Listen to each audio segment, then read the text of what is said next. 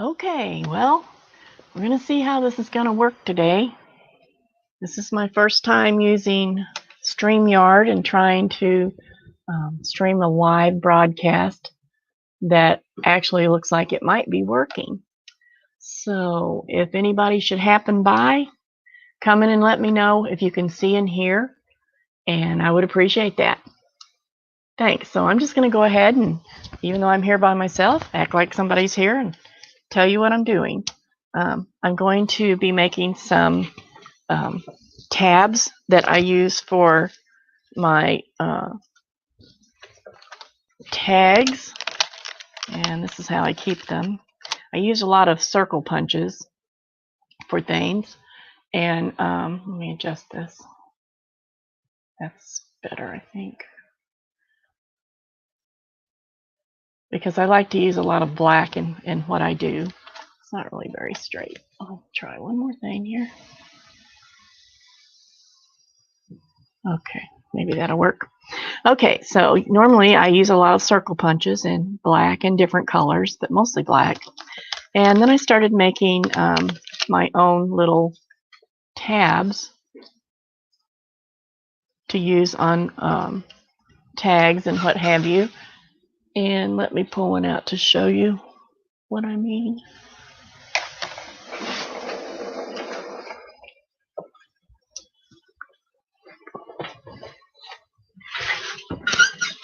Here's a couple bookmarks. So you can see that tag I had made. And then here's a plain one, two plain ones. And you can make them any size you like. That's what I like about them. So we're going to make some of those. Here's a couple of examples.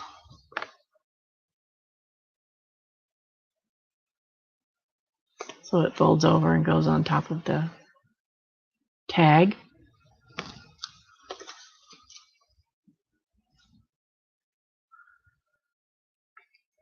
And I just like to make those because I make a lot. I really like making tags, and I like for them to be a little different.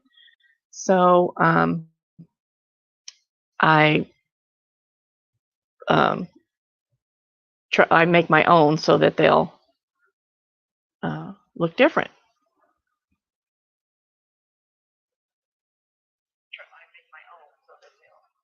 Okay, I was just trying to see if I can see myself, and I can. Okay, so that's what I'm going to be doing. I'll show you how to do that. This isn't a new process. I'm sure somebody else has done it somewhere along the way, but this is just the way that I do them. And I'll make several at a time because I use a lot of them. So that way I have them when I want them, and I don't have to stop and make a bunch. Here's another kind. Just depends on what kind of punches you have. I'm going to be using all Martha Stewart punches because that's what I have. And you can, of course, use any punch you have that will work. Now, some won't work. It has to be a punch that leaves, that you cut the edge, that you use for the edge. In other words, it can't be like a butterfly punch that's a certain way, because if you cut it, it will be upside down. So you just kind of have to play with it and see. So these are the types of punches I'm using where it leaves an edge. This one leaves an edge, and this one leaves an edge, so that it's still all connected to the paper when you cut it out. You'll see what I mean when I start. So the first thing to do is to cut the paper to the size you want. And I find that 2 inches works pretty good. 2 inches wide works pretty good for my tags. And so you get the idea of what I'm doing. Get one of these out again. You're cutting the width here. So you can get several widths out of one piece of this is 8.5 by 11 paper. And this is just a brown craft type paper. This is Park Lane that I think I got from Joann's, and it's 65-pound smooth paper, 8.5 by 11. You can use any size you want. I often use scraps and just, cut them down to the right size. So I'm going to make these 2 inches wide.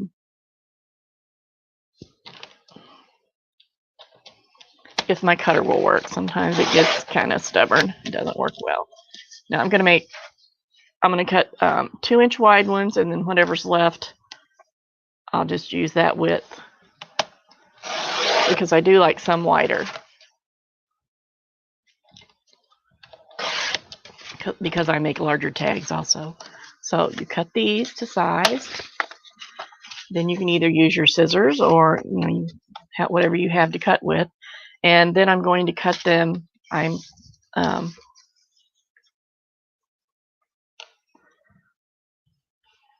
Usually I cut them about 2.5 inches, and that works pretty well. So I'm going to cut these 2.5 inches.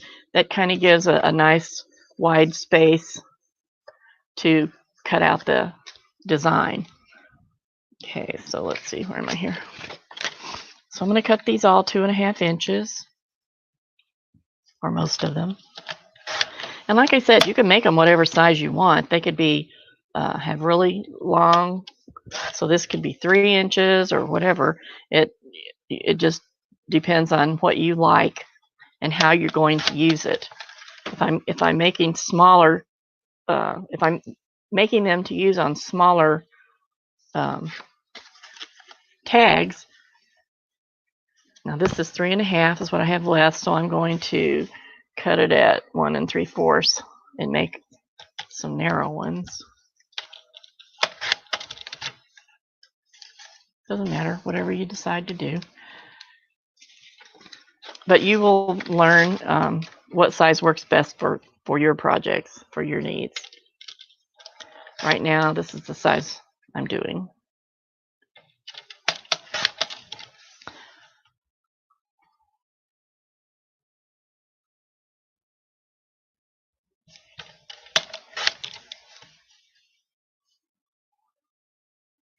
Whoops. Helps to know math sometimes. So we'll just stop with those so I can get started on showing you what to do. Now, the next thing I usually do, and you don't have to do this with a scoreboard, but I like to use a scoreboard because it's easier. You can also do all your scoring before you cut, if that's easier for you. But it seems to work pretty well for me to score it this way. So my tag is going to be folded like this. Now, it could be folded like this, but this time I want them this way. So I'm just going to put this up here and find my phone folder somewhere.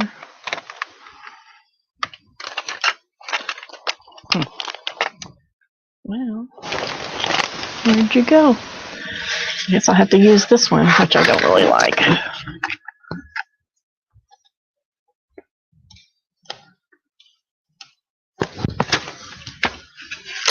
Oh, I use it so seldom I don't even know where it is. It's right here. There we go. I've never liked this one. It's so pointy, so sharp that sometimes it cuts the paper. So all you do is do that, score it at the halfway point. So this is 2 inches, so I'm scoring it at 1. And like I said, you could do this before you cut the strips apart. And this one is 2.5, so 1 1/4 is. See, I just went through that. 1 1/4 is the center. Here's 1 is the center. And this is why I do a whole bunch of these at once, because then they're done and I don't have to get everything out again. And, I just like doing several things at once. That way they're ready when I want them. I do that with a lot of things. I'll make a bunch of pockets, or I'll make a bunch of envelopes or whatever, tags and all that, and then work on a lot of them at one time. It seems to seems to give me a little bit more creativity in my mind, because it takes you a little bit to get cranked up in your mind about what you're doing, or at least it does me. Maybe it's because I'm getting old, but so I like to do things multiples. Okay. All the rest is done with your scissors and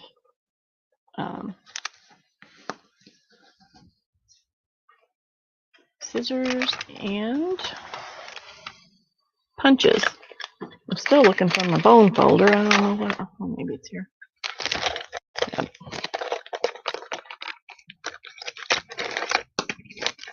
And you need a pencil sometimes. Okay, so you can make just the front punched and the back solid if you want to. So I'll show you how to do that one first. And I'm the punch.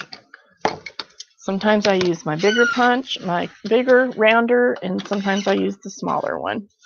And I think these are, I want to say Fiskars. I like them because it's easy for my hand to use. And I don't like the way this camera is situated.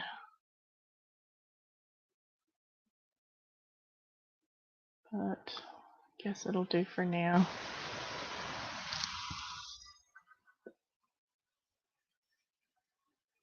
Sorry.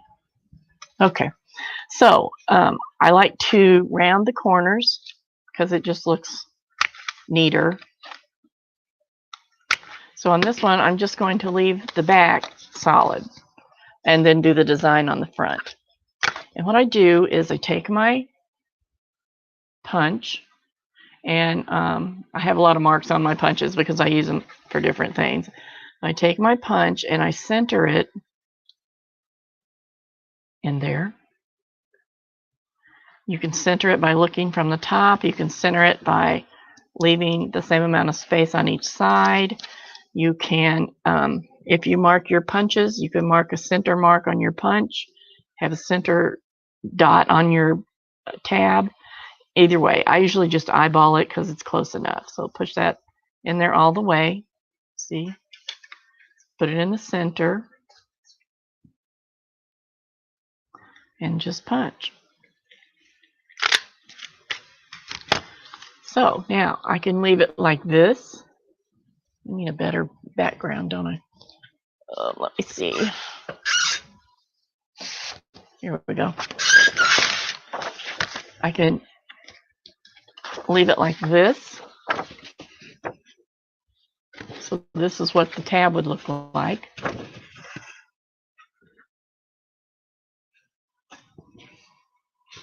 Or I can trim this off and make it a little different so that it look like this. It's totally up to you. I kind of like leaving that little piece on because they do look pretty neat on a tag. I thought maybe, oh here, yeah, here's some.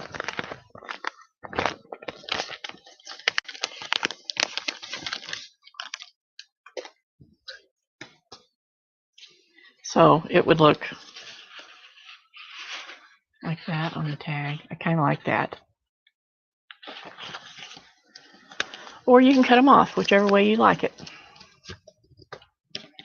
So basically that's what I'm going to be doing is making these up. So you just kind of have to decide what you want to use, and if you want it on both sides, if you want the design on the front and back of the tab, you just put both sides in.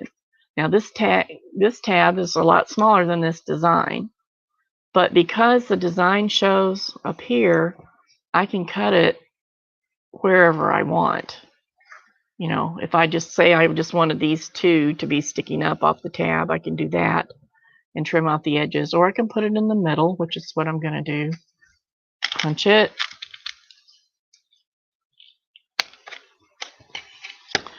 And so I got this. Now notice it's not exactly even. Here's a little space that's kind of cut off, but that's okay because I just wanted this center one on this tag.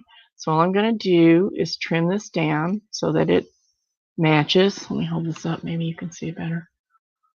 So it matches, and just use my scissors and trim it down. And nobody's going to know the difference, just me.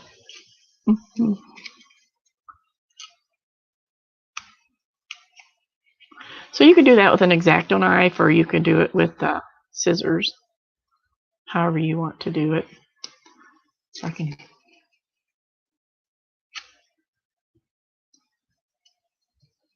And on this side, I'm just going to trim it around. And see, there's a line there already, so I can see where to cut it to make it straight.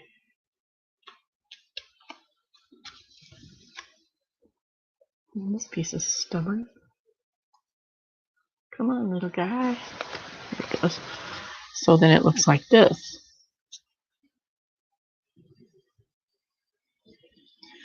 Now I could leave it like this.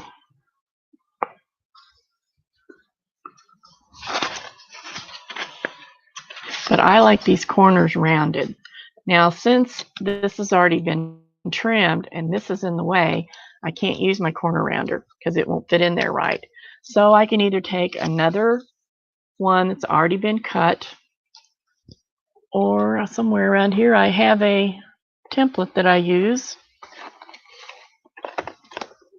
Here it is. Corner template, which all I've done is I've taken this and cut the corner out so that it will match. Instead of trying to do it by eye or whatever, it'll match the little corners that I'm going to put on the back. So I just take my pencil, and like I said, you could do this just freehand if you wanted, but it's just easier to do it like this and just trace that around. And then trim it off.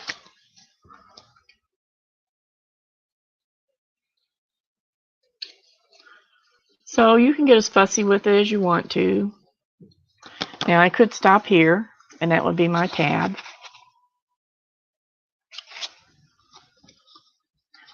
But I think what I'm going to do, since this is a small tab, I'm just going to leave the back plain. I'll trim the corner.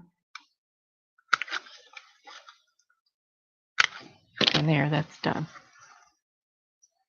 So there we go. Now this one I'm going to cut on both sides. Let's see, is this the one? Nope. That's for the bigger one. Let's use this one. Once again, I'm just going to put it in, center it, punch it out, turn it around, center this side, punch it out. And that leaves me these little corners right here. Now I can either cut that straight.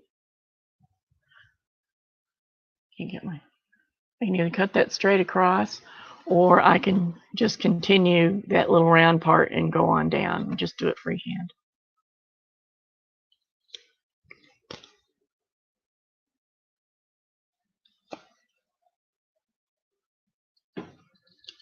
Okay, that one's done. There you go.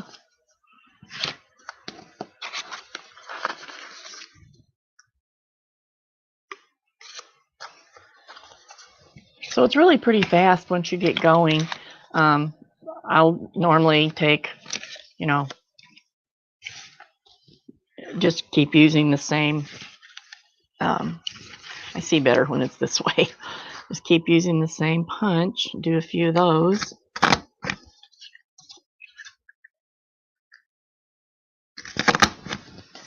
And I'll usually punch them all out and then go back and trim them however I want them trimmed.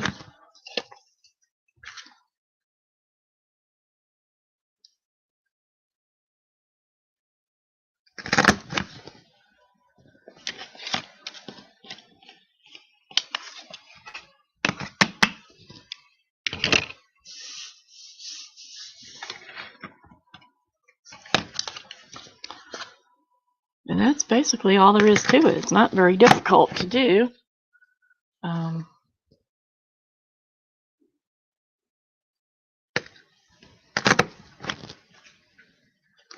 Just because it has 3 on there, you don't have to keep 3, you know. And if you've made one and you think, oh well, I want it to come right to here, you can just trim that down however you want to do it. So I think they're kind of fun to make. And if you have a lot of punches, it's a way to use your punches that sit on the shelf sometimes and don't get used as much as we once did. But you can test all your punches and see how they work. And you can also decide which punch is best for what size. So like if I was using this punch, and I wanted it to be, I didn't want the these pieces to show. I wanted it to be full humps there. I can just trim that off and make an even smaller tag. So I'm going to trim off these little holes.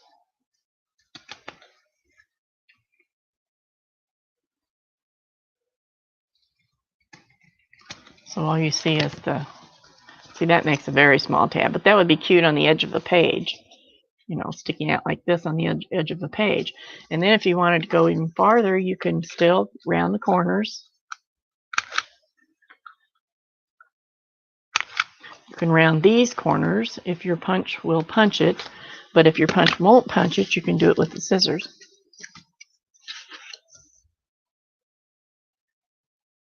You can just hold this on there and cut it, but I find it easier to trim it or to mark it like this and then cut it. Because this paper is a little bit thick. My punches really don't like it, and I don't want to tear up my punches because I already can't find some that I like that need replaced. So I try to be kind to them. So here's well, see, that looks different just by rounding the corners. It makes it look different. So there you go. Now, if you really want to get, if you really want to take up some more time, you can draw any design on here and totally make a tab that doesn't look like anyone else's. So let's say you wanted, I'm just thinking here, let's say you wanted a leaf. You can draw a leaf on there.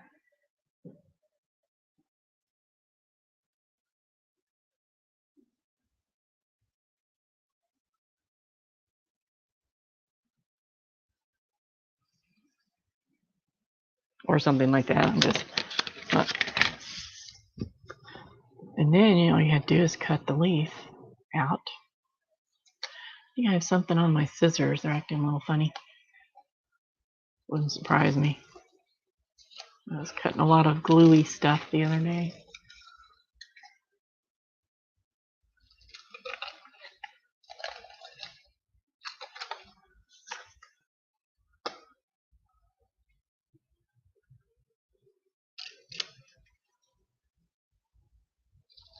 So you can take it as far as you wanted, do it however you want.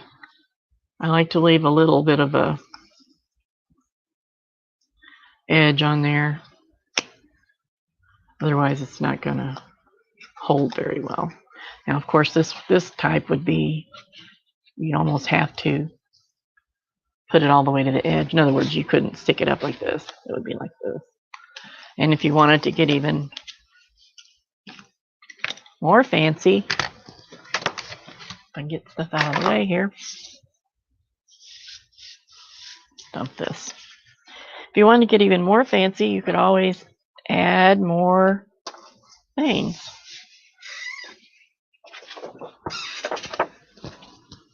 Take an X-Acto knife, which I just saw. There we go.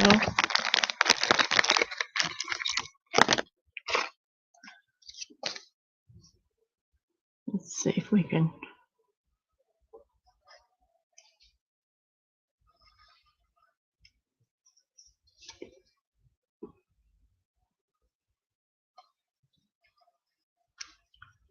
Just cut out whatever you want.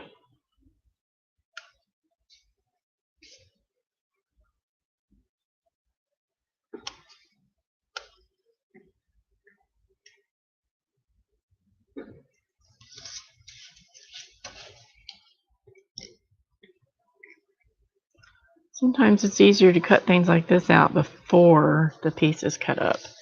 In other words, before I even did all this, it makes it a little easier because there's more to hold on to. Okay, so, well, I better put some on this one.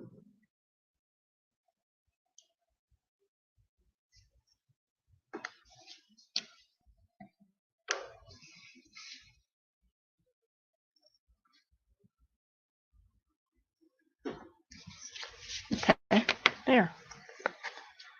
And I'm not really crazy about this, so I'm going to definitely have something on my scissors.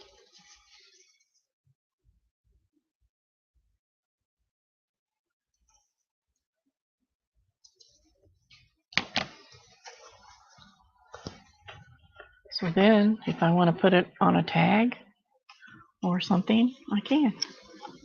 Now there's something that nobody else has.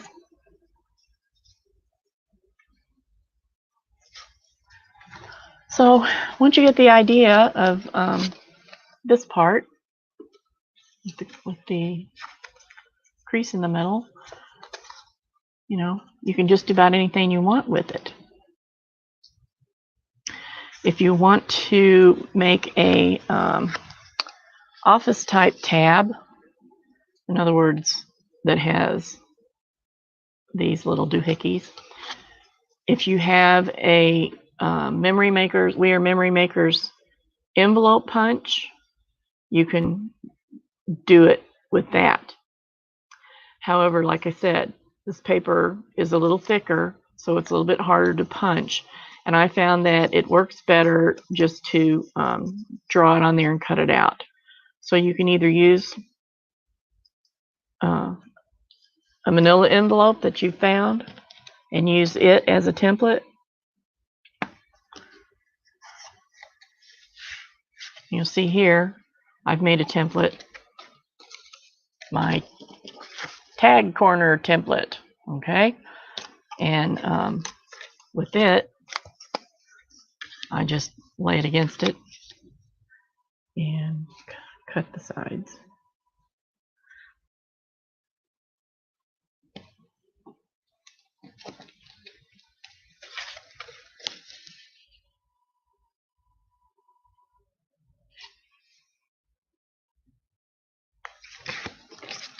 And just trim them with the scissors.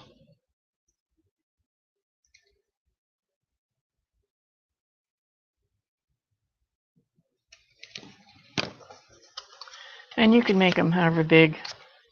So here's a small. See the difference? Here's a small and here's a large. But it still works. And then you can do that before, you can do it after. So here's one that does not have the folder things. I'm going to use this big one. I'm just going to use this as a template.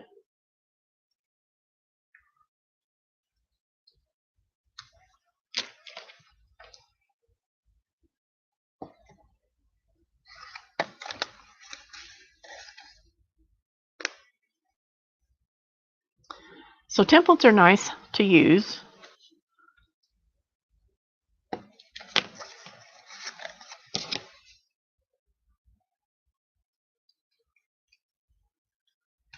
They give you a lot more options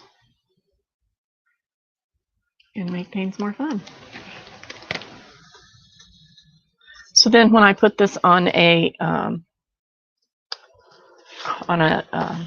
tag, I would put it so that these little where the sides start are even with the top of the tag, and that gives it, or on the edge of a page, and that gives it this little tab that sticks out if it's on a page. You can still put it down like this, but it's not really made for that. It's made to stick up like this. Whereas this one is really made to go like this. You could stick it up, but there's not really enough room to. Where's another one? Let's see here. This one is made to use either way. You can go all the way down, or it can stick up. It just depends. It just depends really on how it's punched out. Some punches don't really work well for like this. That doesn't really work well for putting it all the way down on the tag.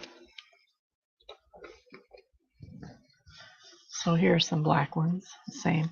They're basically the same as this, similar size, but they're just black, and so they can be used to stick up also.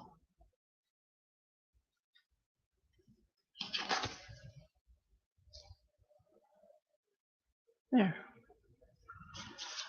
So I hope you enjoyed that.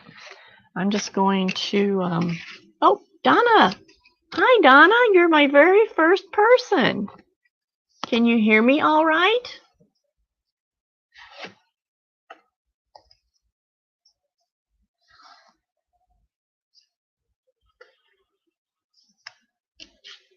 There's a big lag that has been part of my problem with doing live streams. Oh, yay, Donna, thank you. Thank you so much.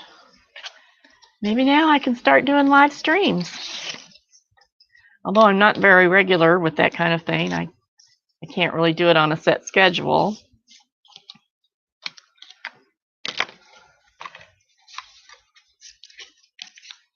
Thanks for coming, Donna. My very first person.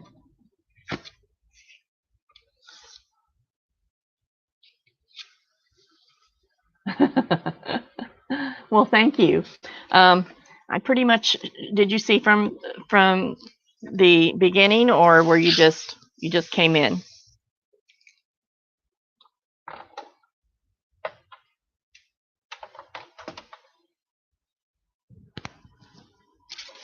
I'm going to be doing some more. I'm going to go ahead and just let this run for a while and see if I stay connected. That's been my other big problem, staying connected, but so far so good. You have to take what you can get, I guess.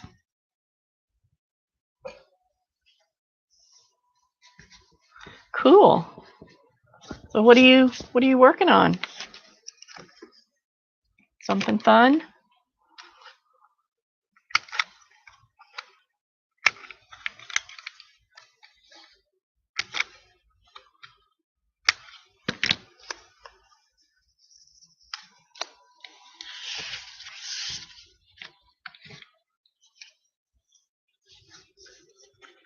Oh, that's really great. I'm so happy. Thank you for that. Junk mail envelope journals. Ooh. I'll show you what I was working on yesterday. Whoops. Having an avalanche. Or finishing up yesterday. I've been trying to de-stash some stuff by using it up. So yesterday I was working on these junk mail envelope type things to go in some journals with napkins, and these are all with napkins. So they were pretty fun, and I did use some matte medium over them. I think that one's pretty.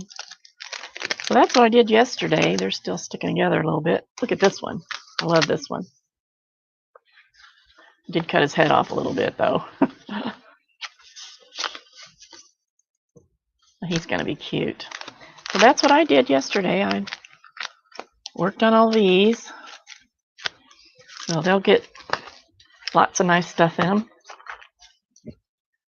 I haven't made any journals in about a month because I've been busy working on other things, and we went to Cancun for a week on vacation, which was wonderful. And now I'm just now getting back into straightening things out and starting to work on some more journals, but I wanted to do these things first so that I had them ready for when I got started. Thanks.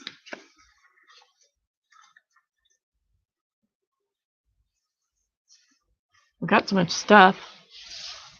I gotta use some of it up. You know what I mean? Oh. But it's nice to have the stuff. You don't have to go shopping. You don't have to buy stuff. Of course, you still do, but you know, if you got the stuff already, use it up. I've got stuff I've had for 40 years. I'm starting to use up finally. It's a good feeling. And it's not stuff that's got anything wrong with it. It's just I haven't had time or had the projects to do. I know what you mean about the live sales, but I have to say, you know, I've been Keisha has been doing some for me, so that's pretty nice too, to destash some of the made stuff, because I don't go to craft fairs and I don't do jewelry shows anymore. So it's just been sitting around here piling up. I want the piles gone so I have room for more stuff. Well, she's been doing a good job for me selling that stuff. And I mostly had her start because I wasn't able to do it myself. So, but she does such a good job. I'll probably just let her keep on.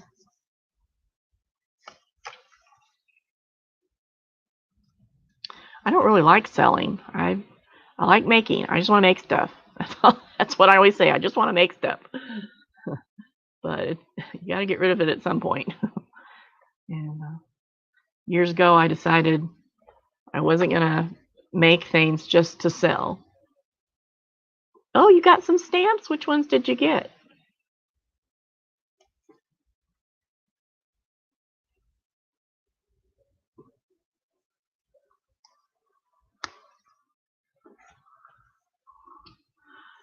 Yeah, that's true. That's kind of why I was doing this today, because I didn't want to do something I had to think about too much.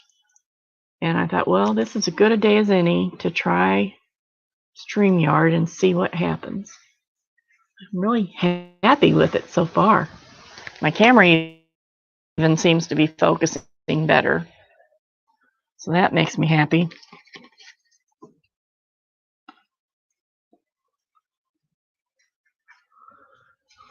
Well, I hope you enjoy the stamps.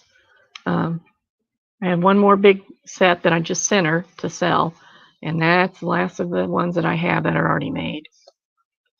I actually, back in the 90s, I entered a competition for carved stamps, and I won a huge pile of stamp rubber, and that's what all those stamps are made from.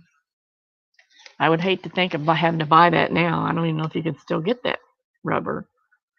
I'm assuming you can, but I don't know for sure. But it's a nice rubber, nice and thick.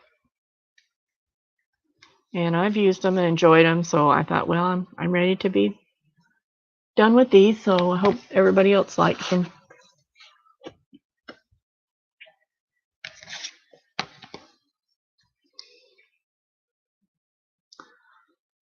So if you're interested in more, make sure you watch for her to sell. Sometimes she does my stuff not in the market. She does it separately. So you got to watch for those pop-ups.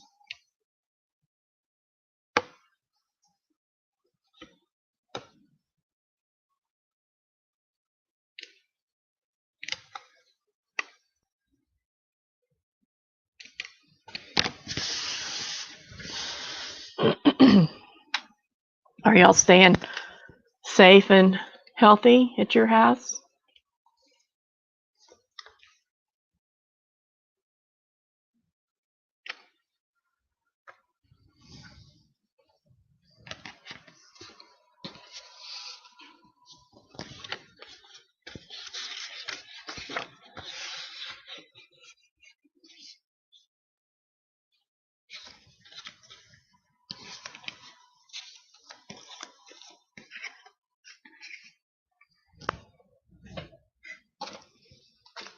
Whoops. Oh, I keep dumping out this silly box.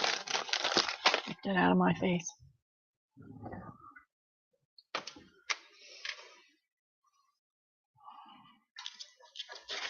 A while ago, I was talking about you can score these pieces before you cut them, and that's what I'm going to do this time.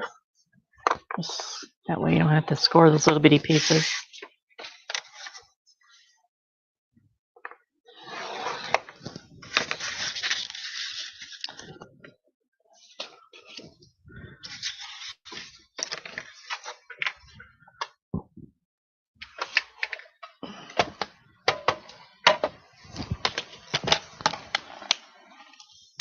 I am in, I guess they call it southeast Missouri. I'm about an hour south of St. Louis. We've actually, the city is Farmington.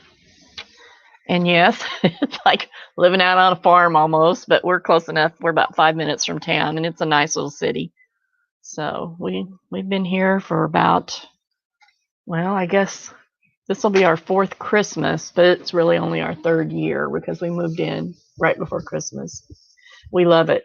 We just love it. I can look out my front door across the street to the person across the street behind their house and see the cows out in the field. So it's very nice and peaceful out here, and we just really, really love it. We used to be a lot closer to our kids. I have one daughter, and she and my son-in-law and my granddaughter, we used to live about 3 minutes away, and now they're about 40 minutes away. So that's a little different. But we see them every Sunday at church. We still go to our same church, which is also about 45 minutes away. So we still like going there. So we see them every Sunday for sure. And my daughter and son-in-law have a travel company, and my husband, when he's retired, but he has another job because he can't sit still for 5 minutes, and he is their group. He's the host for the travel group, so he goes on all their trips. In fact, he's getting ready to go on a Branson trip, and so it's kind of all in the family. So we see them quite often.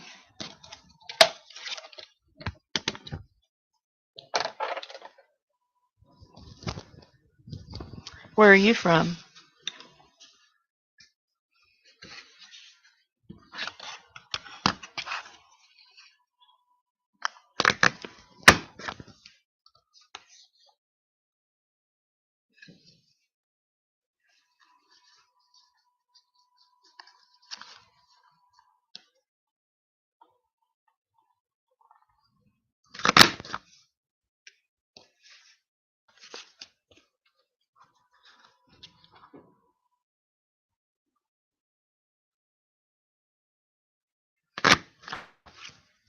Oh, California. You know, that's one state that I've never been to.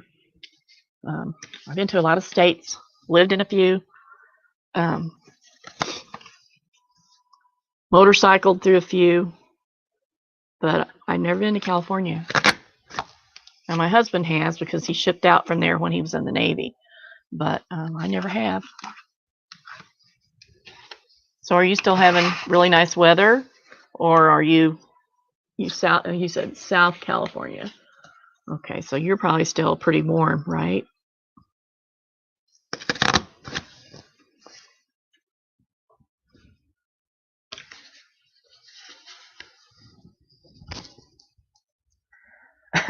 I don't know if he needs to be any sharper. He's sharp enough as it is, or at least he thinks he is. But he really enjoys it. He loves the people. He used to drive a tour bus, a big tour bus coach, and he kind of got tired of doing that and got into working for the lady who owned the tour company, acting as her host. And she became ill and decided to sell, gave us the first offer to buy her company, but we didn't want to do that. He didn't want the paperwork and all that kind of stuff to keep up with, the responsibility of that. And I knew if we took it, that I'd be the one who ended up doing it, and I certainly didn't want to do it. I was his executive secretary for 40 years, and I just had no desire to continue that. I'm happy being home and just doing what I want to do when I want to do it, for the most part. Of course, I get involved now with the company. I do all their artsy stuff, I guess I could call it. I just did a whole bunch of t-shirts for the Cancun trip, because we took 15 people. Excuse me. We took 15 people, so I made shirts for all of them. And I do some etching on some cups and that kind of stuff, you know. I take care of making sure all their name tags are ready to go for each trip. Just little things like that I can do. Saves them a little bit of time and money. 89 today. Let's see, what's it supposed to be here? I'm going to say it's probably maybe 50 today. It's kind of chilly and the wind's been blowing like crazy. Where our house is located, the wind blows like all the time. We have a big, what do they call that? Corinthian bell chimes out in our yard. The big ones that make such a deep sound. They're so beautiful. But the wind blows so much. We have had those chimes all over the yard because it gets so loud sometimes that you can't sleep at night because the chimes are so loud outside. And they reverberate for so long that it's just like a constant sound. So we had to move them around till we found a good spot that they didn't disturb us at night.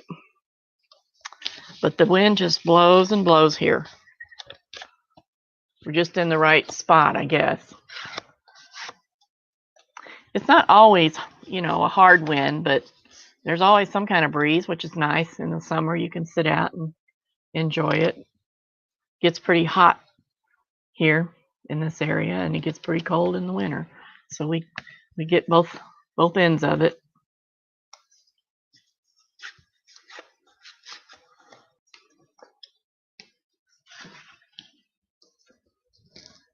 So excuse my stupidity, or my lack of knowledge, I'm assuming Long Beach is on the coast and that you get to go to the beach.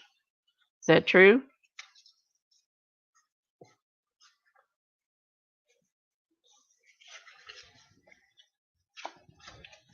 Yeah, we love the chimes too, but when you can't sleep at night because they're so loud, that's too much. So we've got them at the opposite corner of the yard so we could still enjoy them, but get our sleep. It's hard enough sometimes to get your sleep.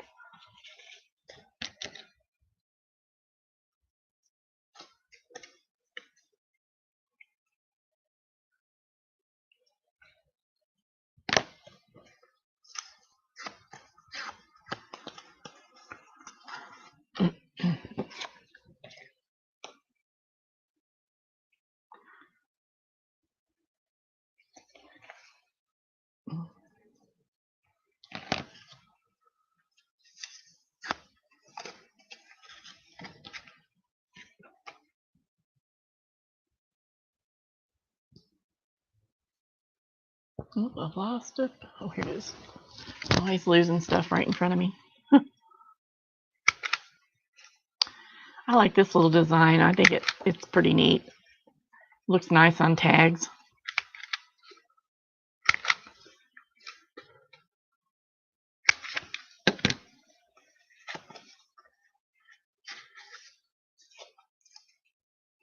I have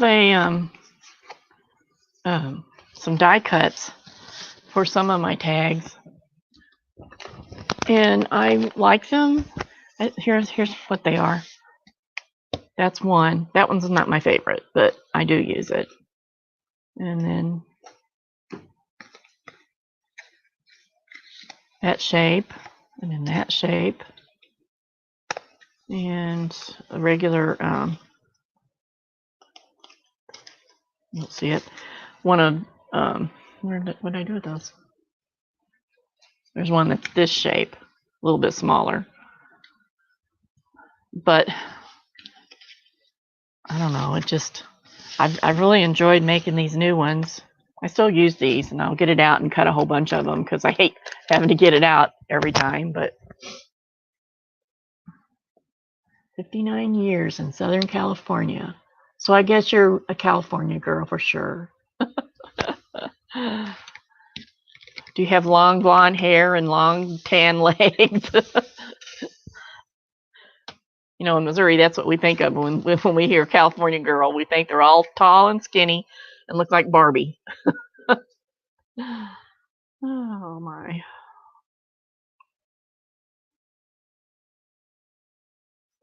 Well, I don't like that. I'm cutting this off. There.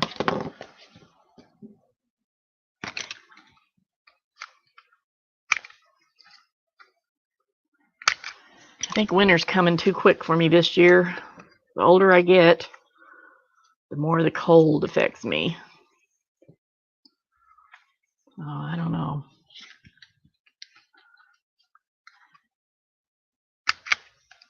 Just this past summer, we decided that we weren't going to ride our motorcycles anymore.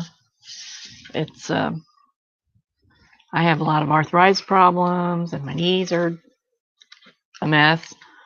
And my husband, who's always been so very active and still is very active, his knees are shot, and he rode a big gull wing motorcycle. Changed to a dark purple. Well, I tell you what, I just dyed my hair. I had it dyed Thursday red. I've never had red hair. I've always wanted to have red hair and green eyes, if you can imagine. And I have brown hair and blue eyes, blue-gray eyes. And I've always thought, oh, you know, I could just have it dyed, and I never would do it. So just on the spur of the moment, when I was in to get my hair cut Thursday, I thought, okay, I'm going to do it. So I picked the color and everything. And the whole time I thought, my husband's going to hate it. He's not going to like it. Am I going to like it? I don't know if I'm going to like it. And, you know, blah, blah, blah. So, but I went ahead and got it done. And the color is beautiful. It has a little bit of blonde in it and red. And it's just really pretty. But I'm really not sure it's for me. So I guess if I don't get used to it in the next few weeks, then I'm not going to do it again. And of course, my husband didn't like it, but all the women at church liked it. But I'm not sure if I like it. So, you know, you just got to try things once in a while. When you get this old, you ought to be able to try everything you want to try.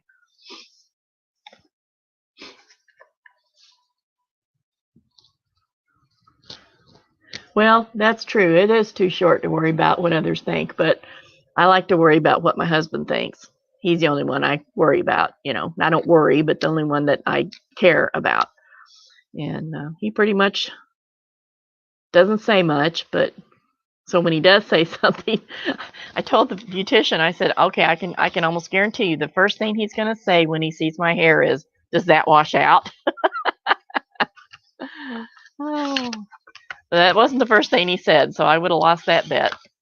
He said, what did you do to your hair today? Oh. But it's there, and he hadn't said another word about it, so it's just going to stay till it grows out, I guess. Okay, let's see. Now I got to decide if I want to do more. I better do some black ones. I use a lot of black on my tags and things. I just like the way it pops the colors up.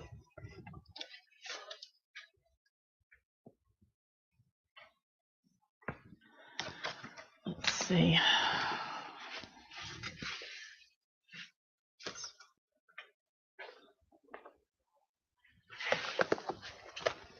Let's see what size I need. I think, 3-inch. Okay. 3-inch.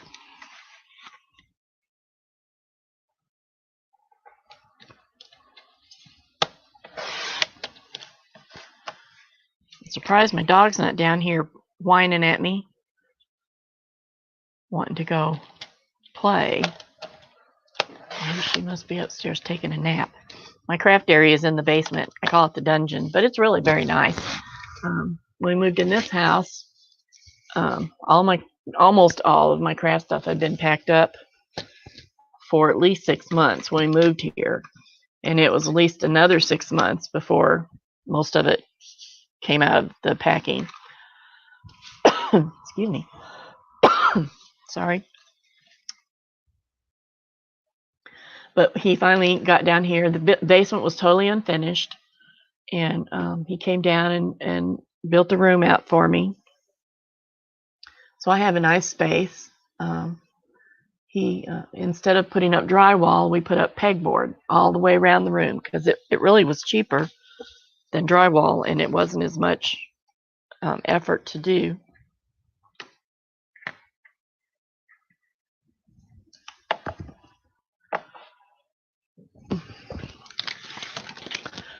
I'm going to mute this for a minute because I really need to cough.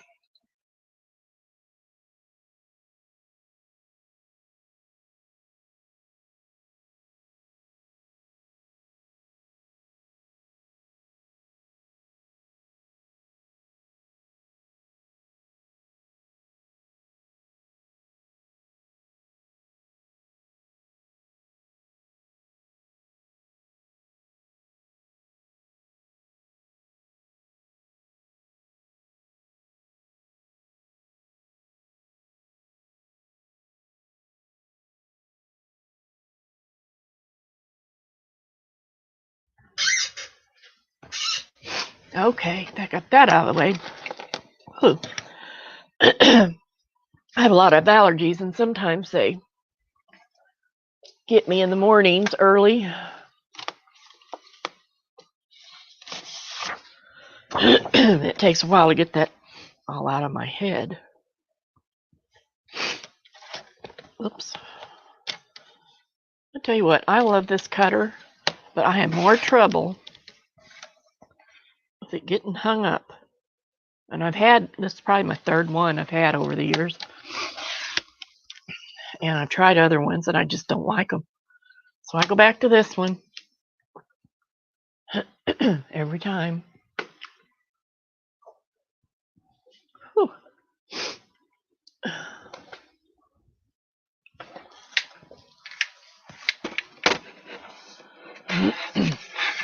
Well, you may not mind, but I do because it sounds pretty bad. Pretty gross. I sound like an old man hacking his brains out. Oh boy.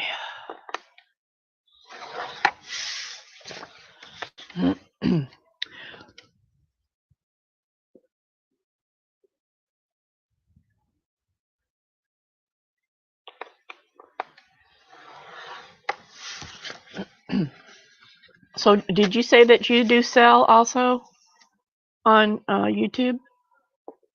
Or did I misunderstand that?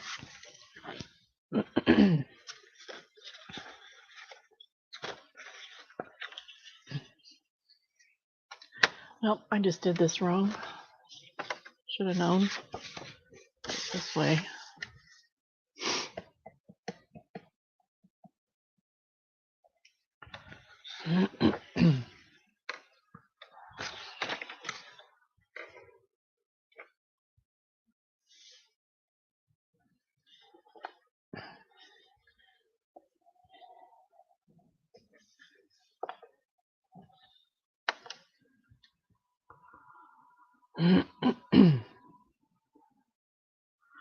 Let's see, 3.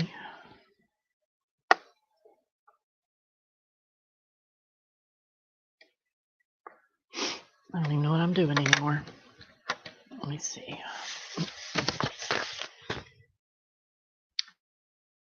Lost track.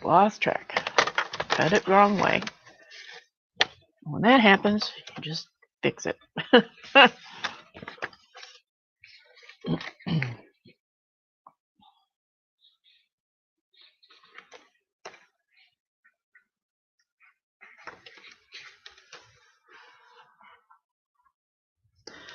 You know, I have I do still have an Etsy store. It is not active, and I keep thinking maybe I should reactivate it, but I just hate it.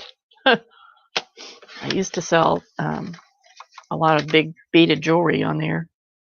Bead embroidered jewelry is what I used to do a lot, and I just got to where I didn't like doing it.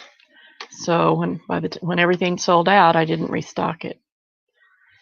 And I don't think I'm going to go back to it. I probably need to close it totally off. I don't know how you do that, but I haven't used it in several years. I started a website on a Square website,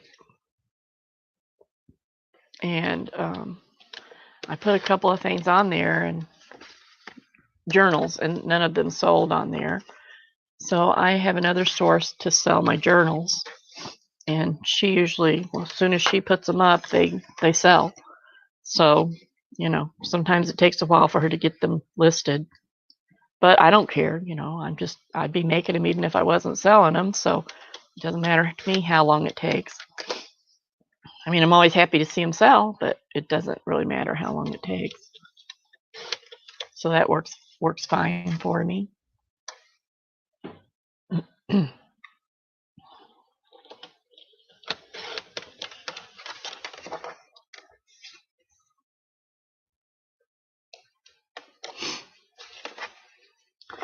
Etsy was fun. I was on there when it first started, and it was a lot of fun. And I enjoyed being in the, I don't even know what they call them now, in the group chats and stuff. But it changed. It really changed a lot. And it's been a while. But I didn't enjoy it anymore. So I kind of, quit doing it. And then I quit selling for a while because I had some surgeries and was ill and different things and couldn't really do a lot. And like I said, I really just don't even like selling. I don't like anything about it. I'm bad about getting stuff mailed out on time. I'm bad about getting things listed, and you have to take pictures and all that. It's just not something I enjoy. Just want to make stuff. So that's what I do. And I'm fortunate that I don't have to make my living that way. If I sell something, that's wonderful. If I don't, that's fine too. I just use it for gifts, and everybody always appreciates it. So to me, it's not a problem. I can see people who do that for a living, that it would be a lot harder, to just not have things sell or to have it sit there for a long time. But fortunately, I don't have to deal with that.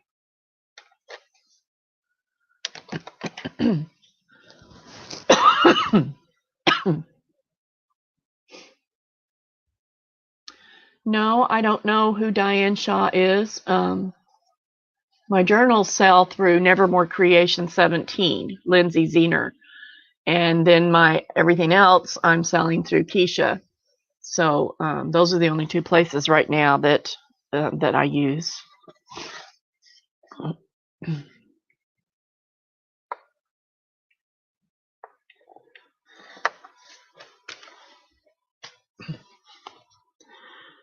In the 80s, when I first started selling, that was when all the country stuff was popular. Stuffed geese and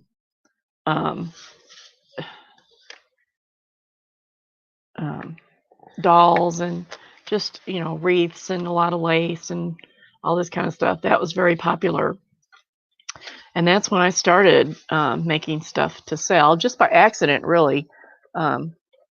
I had made some craft things and saw sculpture stuff, and just took it with me to the flea market because I was just trying to get rid of it. It was just a few things I'd worked on.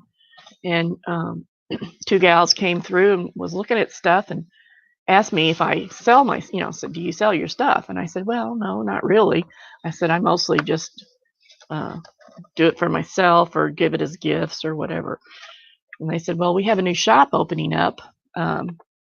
There's a we call it an artsy community up near St. Louis. and they were opening a new shop, and it was going to be all things like soft sculpture, dolls, and different things like that. The stuff that was popular at that time. And this was right before Thanksgiving, and they wanted to know, could I have the stuff ready for the day after Thanksgiving for them to put in the shop. And they just wanted to buy it outright, no consignment or anything. So I'm like, yeah, Of course, I was a lot younger then. So I started working for them and did a lot of things for them, and that just led to other things. And I always had people who would see something I'd make. Oh, can you make me one of those? I'd pay you for it and stuff. So that's where I got started. Was in the early '80s, really, and always enjoyed it. But as the years go by, you get involved in different things, and you make different things.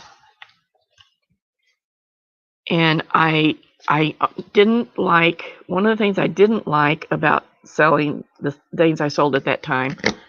I don't like to do the same thing over and over. And I like the creativity that comes from making one of a kind items. And sometimes you got to make more than one, but most of the time, what I make is one of a kind, or really close to being one of a kind.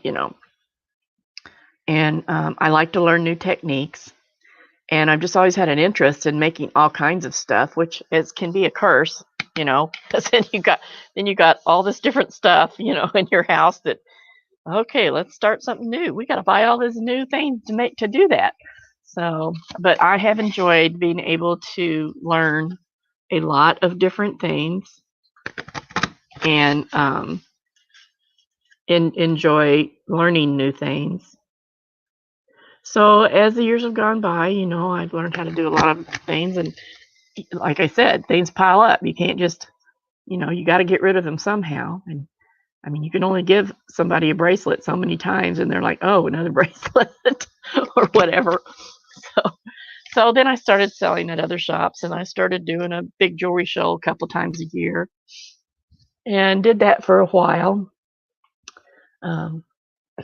I got interested in decorating gourds, and did that for a little while, and then saw someone had made some gourd jewelry, and I thought, well, I think I could do a better job at that.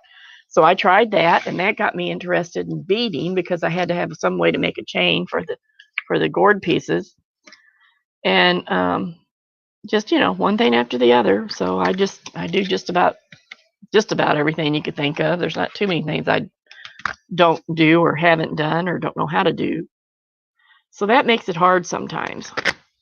I always thought, I wish I just liked to do, I wish I was just passionate about doing one thing, and that's all I did. So then I wouldn't have to have all these other stuff to go along with it. But that's not the way my mind works. So I have a lot of different interests when it comes to crafts. I like handwork. I guess now the things I do the most right now, well, what I do the most right now is paper. I do a lot of paper. I've always sewn, done a lot of sewing. I haven't been sewing too much lately, but I used to make wedding dresses and bridesmaids dresses and formals and stuff like that, all the way down to baby clothes and, just whatever. And I knit and I crochet, and I embroider. I have an embroidery machine and do all that kind of stuff. Goes along with sewing. So, and then I also have vinyl stuff that I do. I have a heat press. I don't know that I'm that talented, but I just like to do a lot of stuff. And for some reason, I ended up with the ability to learn things pretty easily. So a lot of times, unless it's something mechanical that you have to know exactly what to do, like the silhouette or something like that, then it's pretty easy for me to pick up on. So that makes it even worse, because it's not like, oh, I'm not going to try that because I know I won't be able to do that. I'm just the opposite. I'm like, oh, I think I can do that. I got to try that. That's pretty cool. I can do that. so My husband says our basement is Hobby Lobby. He's pretty close to being right. He complains once in a while because he likes things less cluttered. Well, I don't like things cluttered either, but you got to have stuff, so there you go. But he complains once in a while, but he never complains whenever he needs a gift for the gals where he works or something like that, because he always knows I'll be able to come up with something that they'll like. So my main things now, I guess, what I started to say was paper, sewing, or all kinds of needlework, sewing, that kind of thing. I've got the heat press that I use now for different things, and metal, which I do a little bit of metal jewelry, not a lot, but some. And then I've been doing some resin pieces to go along with the jewelry, and polymer clay. And those are the big things. So I've got my workroom divided by stations, and pretty much every station has its own set of tools, and I don't have to take anything from one place to the other, and it works out pretty well for me. Thankfully, my husband's very handy, and he can, anytime I need something, he can build it for me. That's pretty wonderful. Oh, you know what? I got a serger too, and my husband, he always is looking for something, a big prize that he can buy me for Christmas or my birthday, because I have pretty much everything I want, basically, as far as craft stuff goes, and I don't really need anything else, but sometimes you want something different. But he's always trying to figure out what he can get me, because I have everything. And so he kept trying to talk me into getting a serger, and I didn't believe I needed one. I've got three or four sewing machines, an embroidery machine, and they all do zigzag and 20 million different stitches. And why do I need a serger?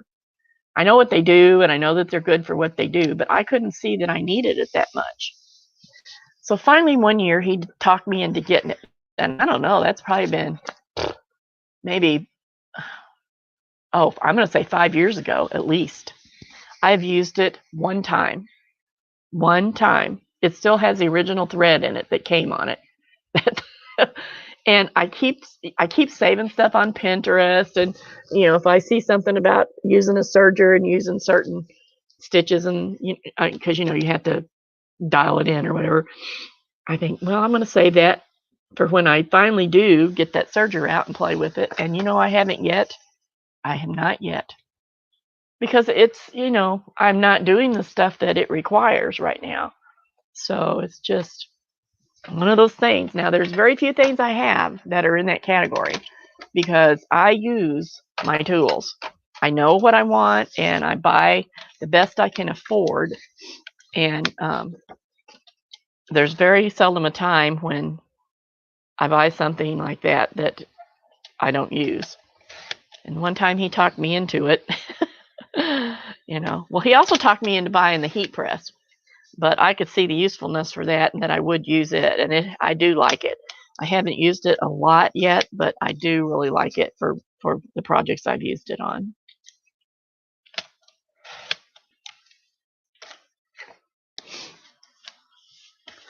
Along with the serger, I have a whole bunch of fleece in my sewing. I have two 4x8 cabinets. They're like wardrobe cabinets, and I have shelves in them, and that's all my sewing supplies, and it's packed. Since we moved in and got the room set up, I've managed to sort through most everything, all the boxes. I had over 300 boxes of stuff, just my stuff. And I managed to go through all the boxes and put things kind of where they go. And I'm gradually using up stuff so that it can be out of the way. And I've made a new rule that Something can't come in unless something goes out. I stick to it pretty well. So that's working pretty well. But I forgot where I was going with that now. See, that's what happens when you're old. You start talking and it just goes out of your brain. But that's how it is. Oh my. I think all the rest of these I'm gonna.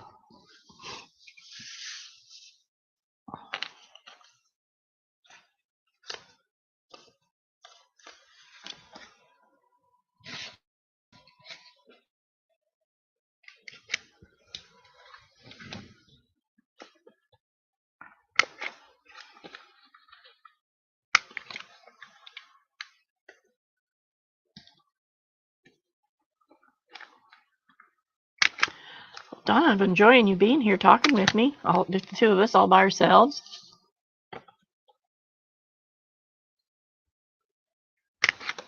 Do you usually work, you craft every day?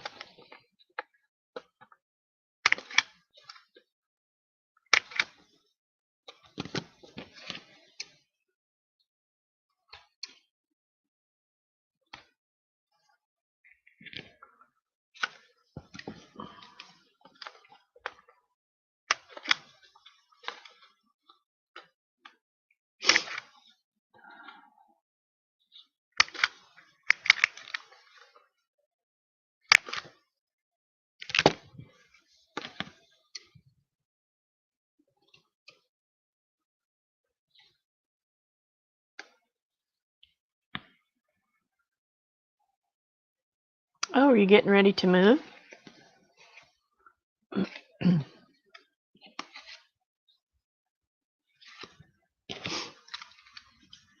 Yeah, mine said originally, he said we were not moving those big wardrobes.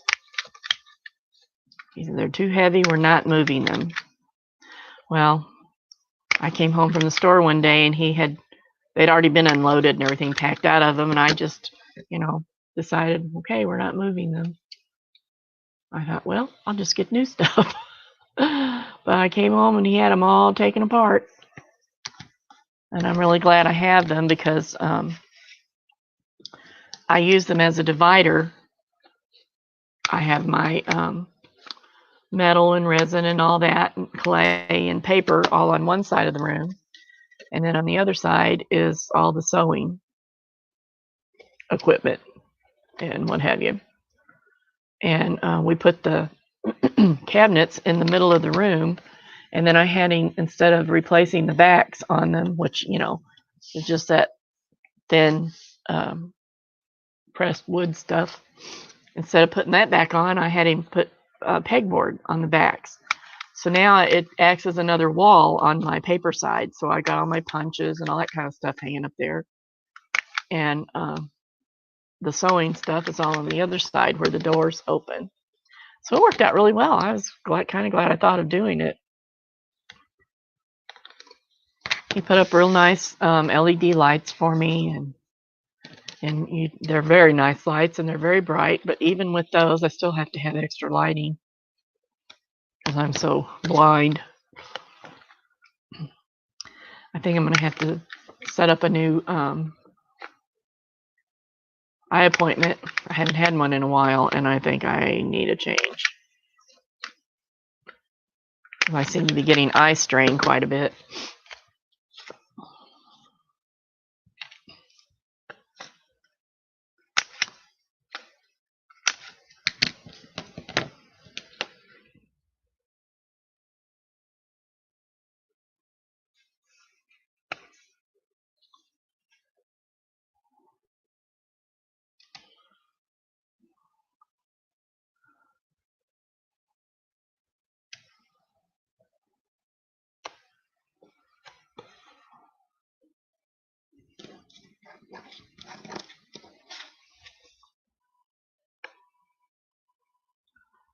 I don't think we'll be moving again from here. I'm getting too old for that. Well, unless, I don't know, if something were to happen to him, I probably would have to, but because I couldn't take care of it by myself. But I don't know.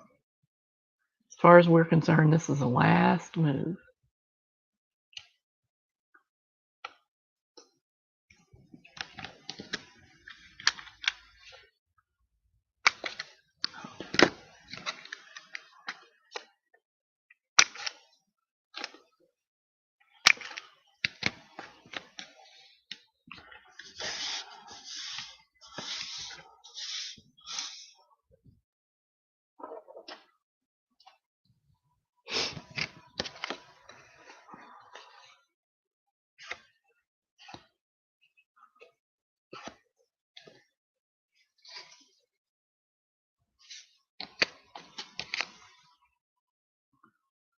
Oh, that's crooked.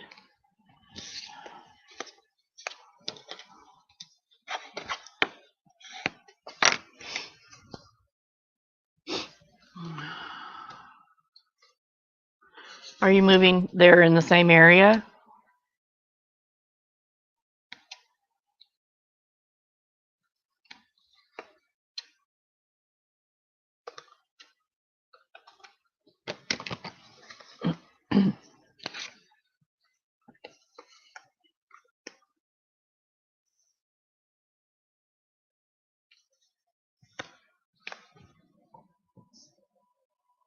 Oh, yeah, that's difficult.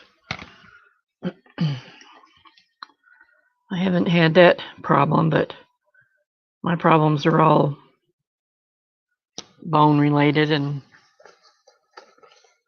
what have you. Well, I do have a little bit of kidney disease and all that, but it doesn't bother me too much. It's pretty much in control. I just can't walk very far now. So when we got back from Mexico, we bought a mobility scooter. And I wanted one that was light enough to where I could get it in and out of my car. But that didn't happen. My husband wanted a more heavy-duty one for me. So the lightest, it comes apart, but the lightest piece is 60 pounds. There's no way I can do that. So he's fixing I think he's going to put a hitch on my car, trailer hitch, and he has a little trailer with a ramp that I could pull it up on. I can do that myself. So we'll see how that goes. Probably won't happen this winter. But he did take me he put it in the truck and took me to Hobby Lobby the other day and left me there. So I took my time, and that was really enjoyable. Got to just ride through and look at stuff, because our Hobby Lobby doesn't have riders. So when I go in there, it's a very short trip. I don't really get to look at all around and see everything I want to see. So that was really great. I had fun doing that. I think I was there for about 2 hours or so. Just driving around, looking at everything. I bought a few things, but not that much. Just enjoyed looking around.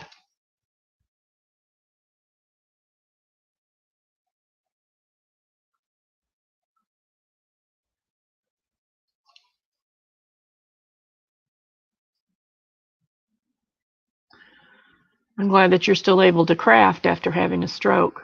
I know that's a very hard thing sometimes. I think it would be very frustrating not to be able to. I can do without being able to walk, because everything I do is sitting anyway. But to not be able to use my hands or not be able to see would be very difficult for me. I used to think that I wouldn't be able to stand it if I couldn't sing, because I sang a lot. I sang with the women's quartet for a couple years. We traveled all over Missouri and Illinois and a few other states, but and I really enjoyed it. But after having several surgeries on my neck and my back, they put that tube down your throat. It did something to my voice, and I can't sing anymore. I never know what's going to come out when I try to sing. It's just, you can't do it anymore. And I always thought if I couldn't sing, I would be devastated. I miss it, but I'm not devastated, which is fortunate because, I mean, you know, I really did enjoy singing. Now, my daughter, she has an amazing voice. I believe that she probably could have been a professional, but she doesn't like to be in the limelight, so she never really did like doing it that much. She still sings once in a while in church and stuff, and every time I hear her, I cry because I don't get to hear her very often, and I just love to hear her sing. She has a beautiful, beautiful voice.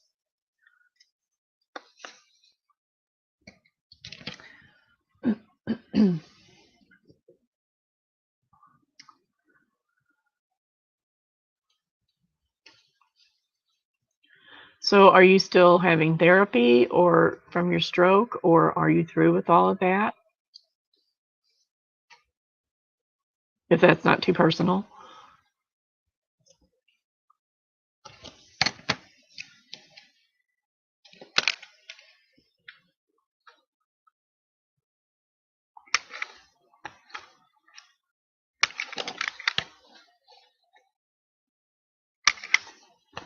Wow, I can't believe that I'm still broadcasting.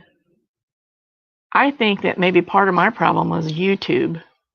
I would check it, I would test it, and then when I would go to broadcast it, it wouldn't work. It was really bad. I can't believe I've been on here this long. Yay! I want to get a new computer. This is on a laptop that's getting pretty old, and I'm planning on getting a new one. And I thought that was the problem, but now I'm not so certain. It looks like it's doing pretty well. I mean, there's a lag, but everybody has that. I appreciate you sticking around with me.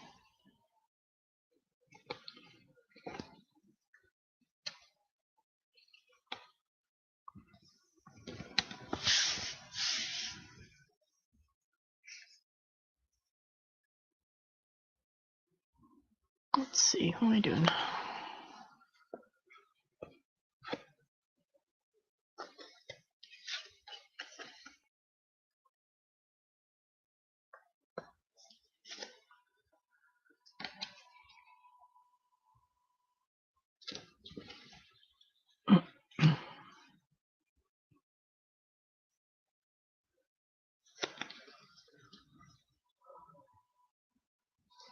No, I'm just hanging out. This is my normal thing. I usually come down in the mornings and sit right here till about 2 or 3 o'clock, depending on what I have to do, what I need to do.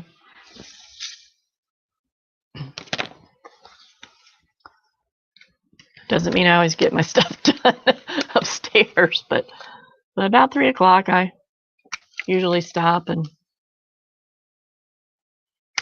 go up and figure out what I'm going to make for dinner and put in some laundry and that kind of stuff.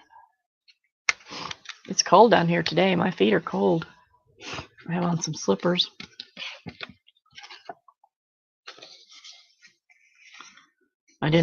He wanted to finish my floor. My husband wanted to finish the floor for me by, putting down some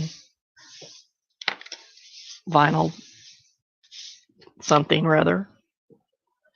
But I don't even know. I'd rather he didn't, because if I have that, I'm just going to worry about how, dropping stuff on the floor and getting it dirty. And this has concrete floor, and it's been the previous owners stained it. So all I really had to do was wax it. So I put wax on it, and it looks decent enough. And it's easy to clean, and I don't have to worry about messing it up with the chair rolling across it. So I told him, no, I think I'll just leave it as it is. Someday if I want to change, I can.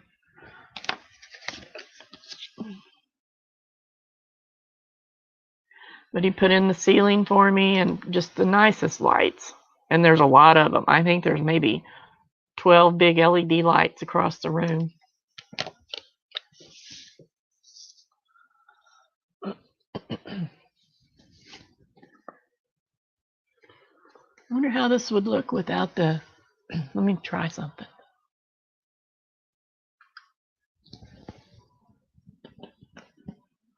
Could see more shadows. That's not too bad.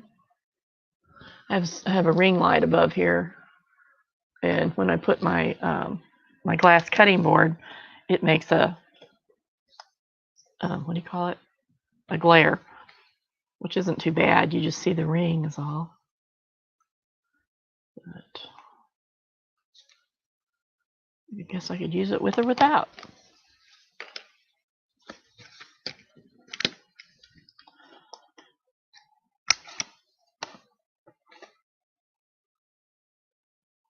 I'm gonna have to start working on some journals before long because I have a challenge that I do every month from Nevermore Creations, and she just put out the new challenge for January 1st. It's due.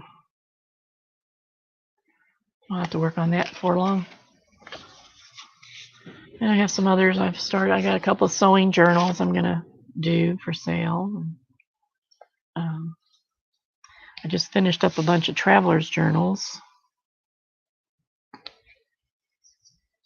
that some of the people from the travel company purchased, clients. They turned out pretty cute, but it seemed like they took a long time to do. Basically because I made them different and I was just figuring things out as I went along. It always takes longer.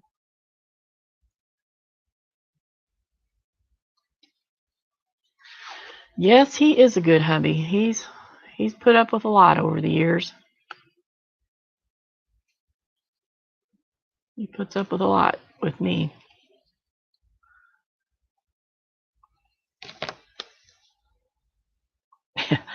I thought, if I got this scooter thing, that he wouldn't have to drag me around all the time, and I'd be able to do some things I want to do without him having to go.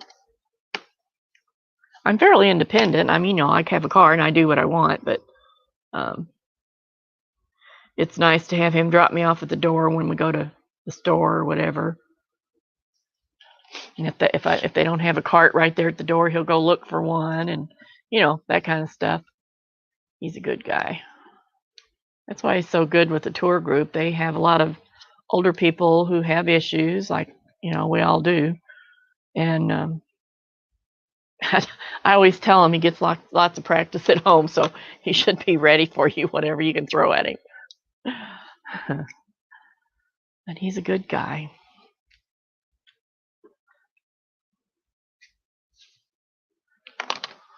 He loves kids. We only had the one. That wasn't necessarily by choice, but sometimes I'm glad we only have one. We were able to do, a lot more for him. So we have one daughter and one granddaughter. And she's a very good kid. She used to stay with me. I'd pick her up after school. And she'd stay with me all afternoon until her mom got off of work. And then she'd stay with me in the summer. Of course, like I said, we only lived 3 minutes away, so it wasn't a problem. But now, the last 2 summers, she's not this past summer, but the last 2 summers before that, she would come down and stay with me. Like, we'd bring her home Sunday from church with us, and then she would go back home, and they'd come pick her up Wednesday usually, and that worked okay. But now, this year, this is her first year being homeschooled. She's always gone to a private school, and this is her first year being homeschooled. And we're so far away now and she's 13, so she's learning to stay by herself a little bit, not very much, a little bit. But so she hasn't been coming down that often. Do y'all play pickleball out there in California? Or do you even know what it is?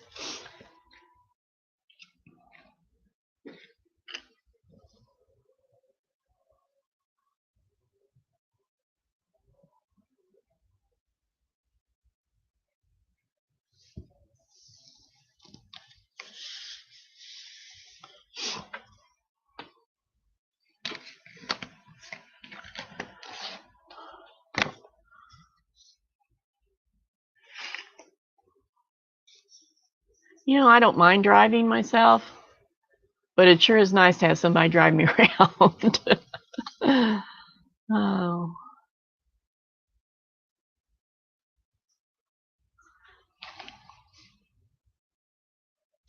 my husband drives a big truck. He has a big old Dodge truck, and he had to get side, what do you call those? Running boards, big running boards put on it so I could get in and out of the truck. And I have a system that works, but I have to get in and get out in a certain way or I can't do it. The thing's high off the ground and, you know, all that. But I do it. I manage to do it. I've only driven it about 4 or 5 times. I do not like driving it because it's a big truck and it's really hard for me to get up in the driver's side. I think it's because, you know, I have one side that works better than the other, I guess. And it's just hard to get in the driver's side. And he's a big, tall guy. So he's a big, tall guy, and he pushes the seat up so far that I cannot even get in it. He has to push the seat back before I can even get in the truck. Oh, you like pickleball? My granddaughter, well, all of them, my husband and son-in-law and granddaughter, my daughter and I don't, but they all play pickleball constantly. Constantly, they play pickleball. And my granddaughter Olivia, she thinks she wants to be a pickleball pro player, and she's doing pretty good so far, except for the fact that she can't compete in anything because everything gets canceled every time she signs up for something. It gets canceled. But they had about 2 months ago, they had a competition. What do you call it? I can't think what it's called. But anyway, they had a competition and just down the street from their house, at the park down the street from their house. And she was the youngest at, I'm trying to think, was that before? That was after her birthday. She was the youngest at 13. And her mixed partner was the oldest at, I think he had just turned 80. I think he just turned 80 right before. So that was pretty interesting. So she got in the newspaper and all this, and she actually she won medals in everything, every category. She got a gold medal for her age group, and because of her age, they put her in a lower category because, you know, they go by numbers. So like if you're a 5, you're the best player. If you're a 2, you're a beginner and you don't play as well. Well, they put her in a 2.5 category, but she was playing at probably a 4, and but because she was of her age, they put her in that lower category. She does really well with it. She if she can just get a chance to be in the competitions and get her ranking up, she'll do good. It's just bad right now because of all the sickness, all the requirements. But they are just eat up with it. My son-in-law, he's now a what do they call it? Referee? I guess they call it a referee, or not an umpire. He's an official, whatever they call it in pickleball. So he's able to do classes and all this kind of stuff. And one of their future plans is to incorporate pickleball tournaments in Mexico as the location. So we'll see how that happens. What happens with that? But they sure do like it. My husband loves to play. He was playing about every other day, and then his knee started acting up so bad, and he said it hurts too much, so he stopped playing. I can tell he still wants to, but until he gets surgery or whatever, I don't think he will be.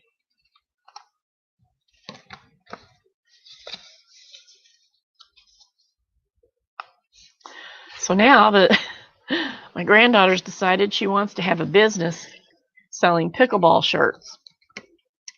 When she told me that, I looked at her kind of funny, and she says, "Well, Grammy," she calls me Grammy. She says, "Well, Grammy, you know, we expect to pay you to do the shirts." I'm like, uh-huh. So the next thing I know, she's asking her grandfather, and she calls him grandfather. I'm Grammy, and he's grandfather. She's always calling him that. And so the next thing I know, she's saying, "Grandfather, I need you to sponsor me." He's like, "Oh, what for?" You know, because I mean, she's the baby. You know what I'm saying? "I need you to sponsor me." She said, "I want to start this business." So he's been buying stocks for her future. And so every once in a while he'll say, "Oh, this stock is doing this, and this one's doing that." He said, "Hey, why don't you sell some of those Tesla stocks you've got? You could support your own self." Well, that didn't go over too well. She said, "I don't want to sell my stocks." Oh, those kids are so funny. But she is a good kid. We don't mind doing things for her, you know.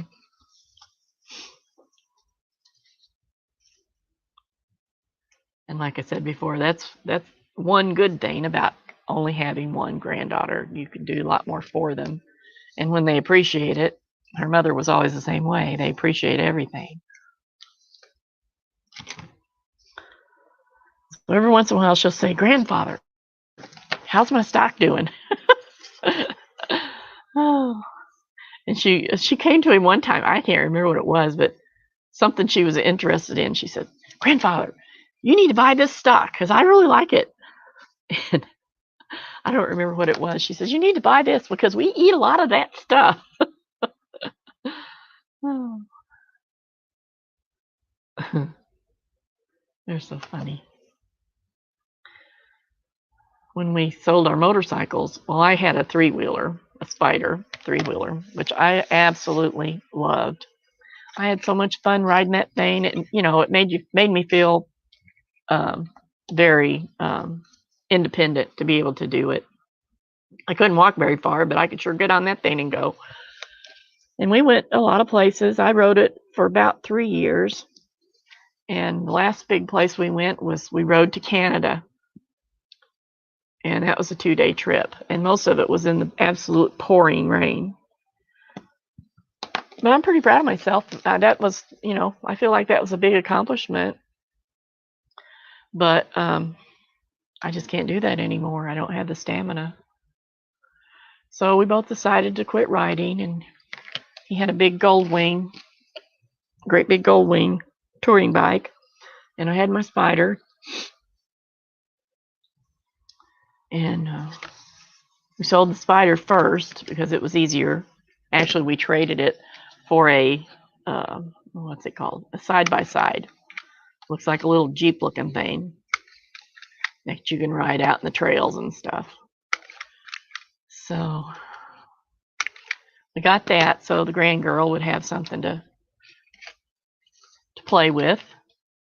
And we live real close to a state park that has dunes and stuff all set out for trail bikes and side-by-sides and four-wheelers and stuff like that. It's pretty close to us, just 15 minutes or so away. So they take it over there and they just have a ball. I'm telling you, I went in it twice and I said, "Well, that's enough. I don't need to go anymore. I'll just watch." And that's what they do with that.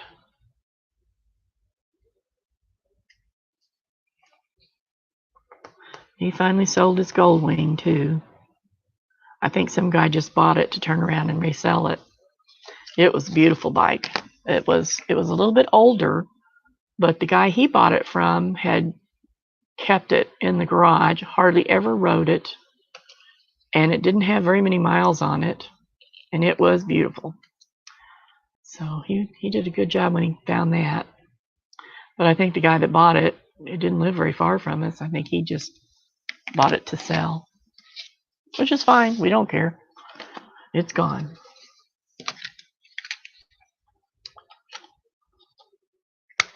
So now I got my new wheels, my mobility scooter. Oh, one of the gals, there was a family that we used to ride with all the time. The whole family rode, and I saw her at church the other day, and I said, "Well, I finally got my new wheels," and she says, "I knew you wouldn't stop riding." Oh, I said, "Well, it's not exactly the kind I want, but whatever."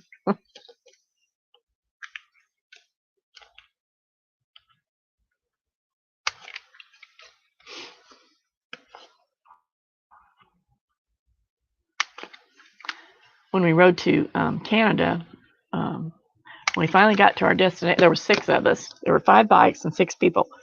And when we got to, not Canada, when we got to, where were we? Michigan, to the place we were going to stay, everybody got off the bikes and was taking their stuff inside. And I was the last one because I'm so slow. I was getting my stuff out of my bike and getting ready to carry it in, and tripped over a piece of concrete that was sticking up out of the ground and fell. So most of the time I was there, I had a whole lot of pain because I landed on my wrist and it really sprained it. So I rode to Canada with my wrist all wrapped up because it was my right one, and that's the one you run the bike with. So, but I still had a good time. It was a lot of fun. Rode to Arkansas one time. We rode to we rode together on the Spider to Gatlinburg twice. That's a pretty nice ride. But yeah, I miss it. I really missed it this summer. But it's nice to have those memories, you know. I still can't get used to the idea that he doesn't have a bike. You know, I knew that spring was going to be right before I sold it, I knew that was going to be my last season because I was just getting where I couldn't do it, and because of my back and stuff. But I was shocked when he said that's fine because he decided he was also going to quit. It still shocks me when I think about it. It's just hard thinking about him not having that bike because he enjoyed it so much. But things change.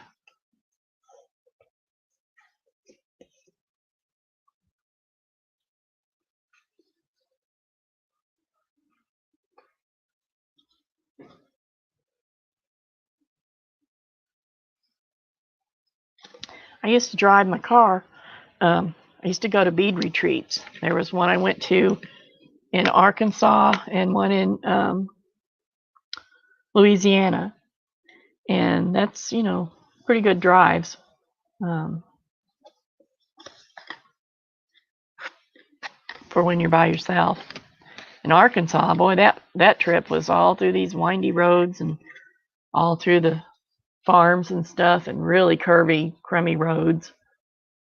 So that one, I was always glad when I got there. But I can't do that anymore. Well, I could, but I don't want to do that anymore. As much as I would like to go and see the people and have fun, it's just you get to a point where you have to weigh what you're more comfortable with doing. And I'm more comfortable with being at home.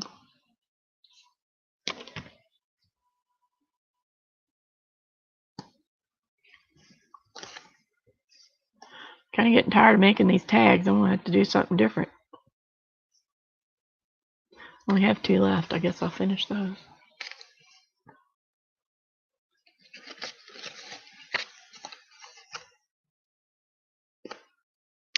I've been making a lot of big tags. I don't know if you saw any of those or not with the Tim Holtz people. I'm really having fun making those. Well, that's what some of these are going on because they're bigger.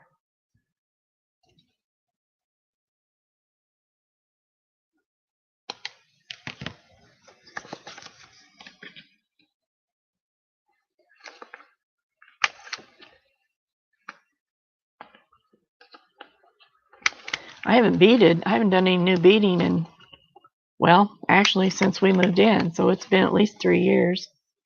I'm not giving it up. I've just been doing a lot of paper. I kind of do that. I get in, you know, I'll switch from one thing to the other and then go back. I'm about ready to go back and do some beading. But I'm having so much fun with paper that, you know.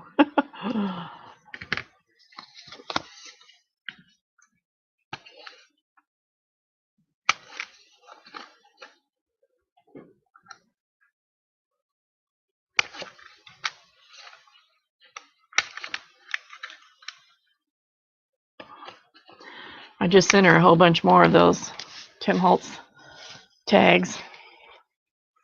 She'll probably be selling those in the near future. Never really know exactly when until it comes up.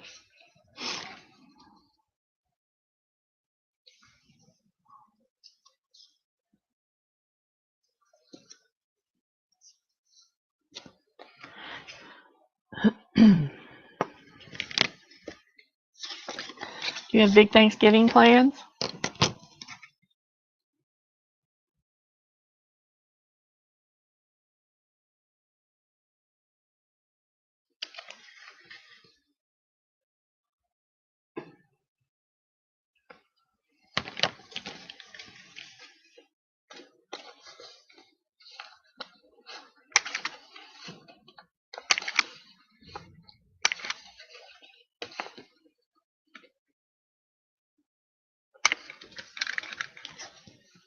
Yay, those are all done.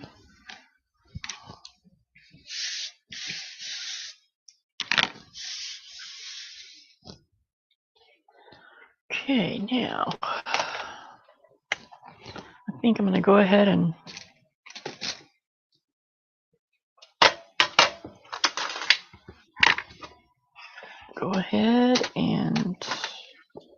ink these.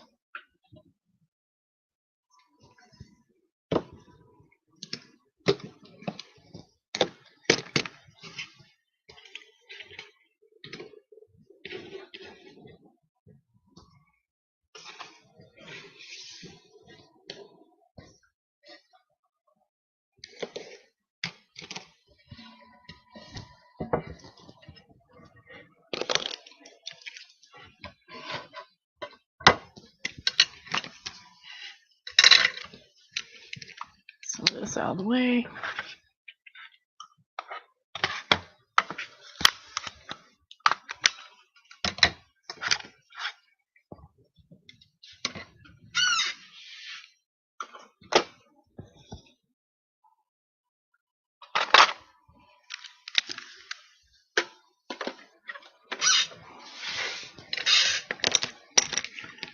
All right. Obviously, these don't need to be inked.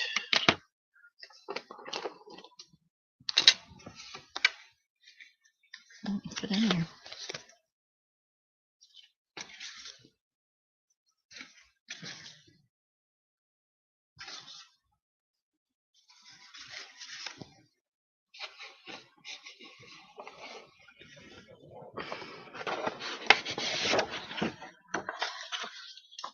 There.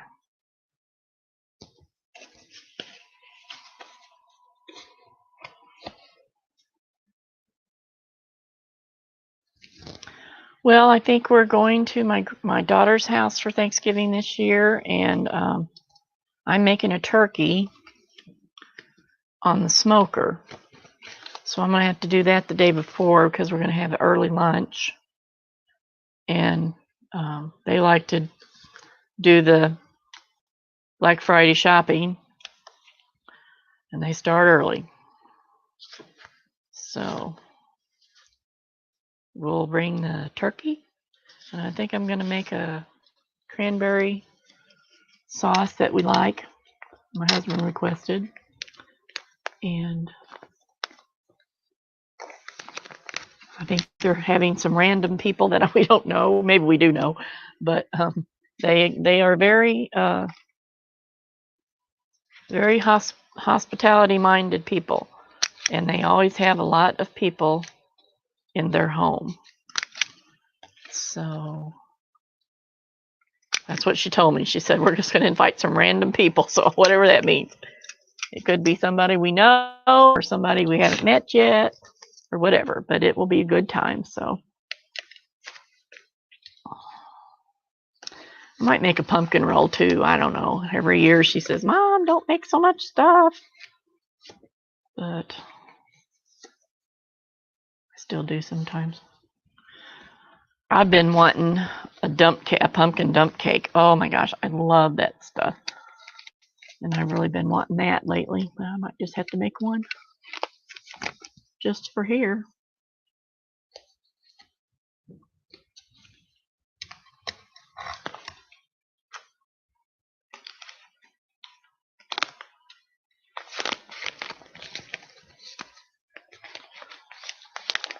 I'm not a very good cook, actually. I never really liked cooking that much, and I always was. I never was a good cook. I can make things that people will eat, but it's nothing special or fancy or that interesting, and doesn't always come out very well. And that's the way I've always been. And I always thought, why am I such a crummy cook? And then one time I realized I was such a crummy cook because I didn't like to do it. I don't like figuring out what to make. I don't like having to buy it. I don't like cleaning it up. I don't like any part of it. I do it because, you have to. And there are certain things I make that people like pretty well. But, I mean, just make the same thing all the time. It gets kind of boring. So once I finally figured out that I really just didn't like cooking, I realized that's why I'm not very good at it. I don't have any interest in it. I do a lot of things well, but cooking's just not one of them. And once I admitted that to myself, then it wasn't too bad. I didn't mind. I still do it, but just not my favorite thing.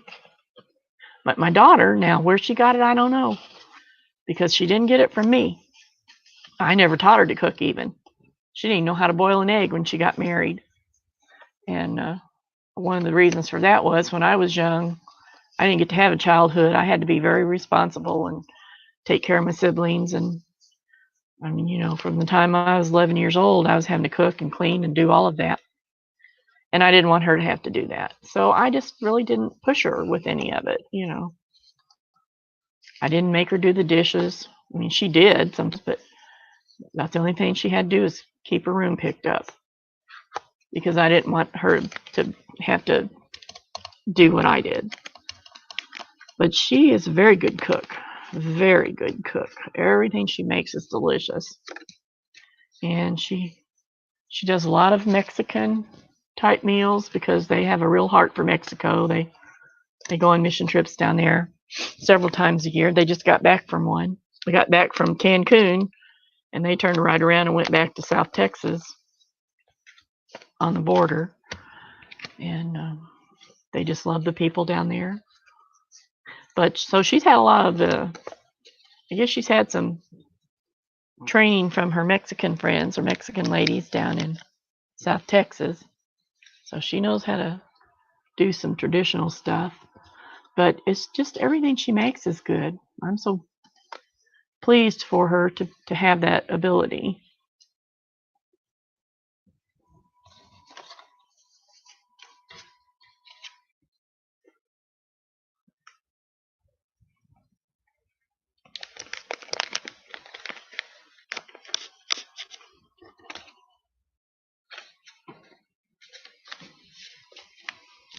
Okay, now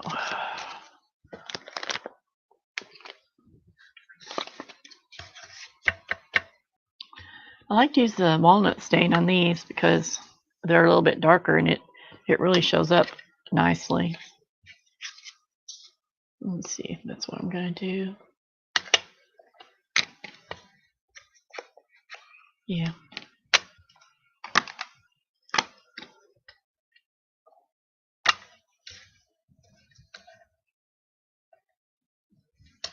Is that what I did?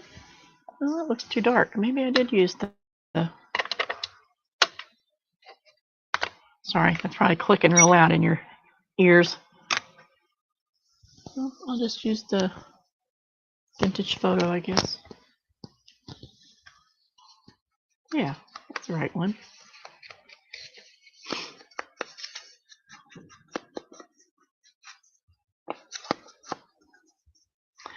That way when I pick them up, they're ready to go. I don't have to ink them up or do anything. They're just ready. I like it.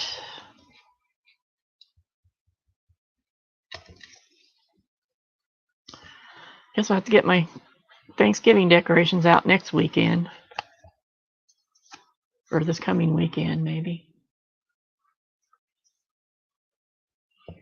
He takes them, stores them out in we have a little barn. When I say barn, it makes it sound like some big thing, but it's just it's a big shed. I call it the barn. He puts them all out there up in the rafters, or up in the, what do you call that? Loft is what it's called. So I can't get them out.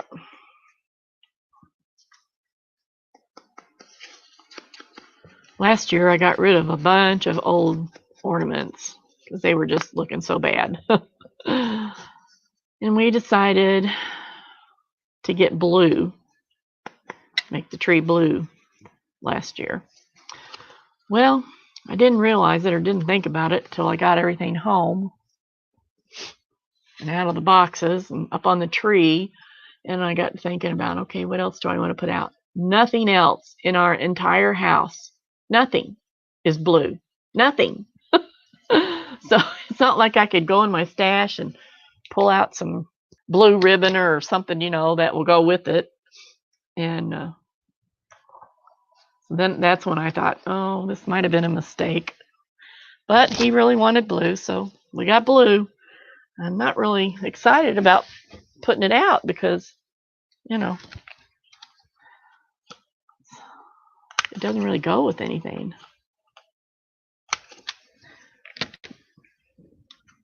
I still got red, white, and blue stuff out from the summer. I didn't even put any fall decorations up. I usually decorate the mantle and one or two tables that are in the living room and all, but I didn't even put any fall stuff out. Well, partly because we were getting ready to go to Cancun, and there's just so much involved in getting ready that I didn't think about it. I absolutely did not even give it one single thought. Between packing and seeing who's going to take care of the dog and all that kind of stuff, I didn't think about it. So we got back home and I thought, oh, we don't have any autumn decorations out. And I thought, oh well, I'm not getting them out now. Not this late date. So I thought I was sitting there last night thinking about putting the tree up next week, and I usually put it up on Thanksgiving, take it down on New Year's. And I thought, oh, what am I gonna? Do I need to get some more blue and white stuff, or what do I need to do? So then I was sitting there thinking, I thought, hey, I could just leave out the red, white, and blue stuff, and put it with the Christmas stuff, and there you go. I'm sure that won't happen, but it was a thought.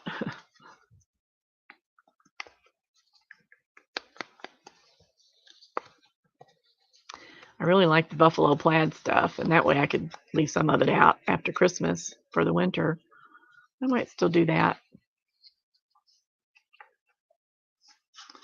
Put some of that out with the with the blue. I don't know how that would look. It's not like a lot of people come here and see it. Just the kids is about it. We don't have that much company. The Walmart delivery people and the UPS guy. And that's about it. We live so far away from everybody now that we don't get that much company. Which isn't always a bad thing, but, we were going to do a couple of bonfires and cookouts this fall and during the summer, but that didn't work out with all the COVID stuff going around.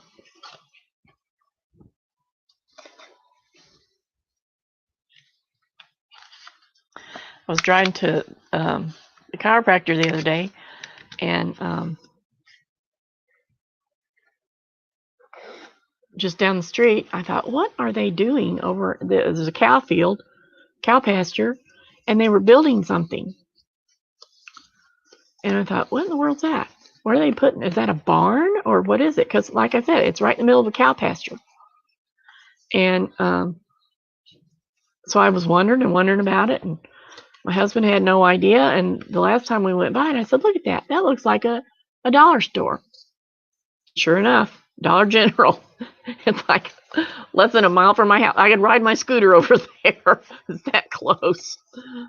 So I guess they're looking like they're getting kind of close on it. Got the driveway poured and all that stuff in. It looked like they were drilling a well the other day. There's a subdivision on the opposite side of the road, a pretty nice subdivision, as subdivisions go. And I bet they're going to love it because I'm sure there'll be lights on over there at night.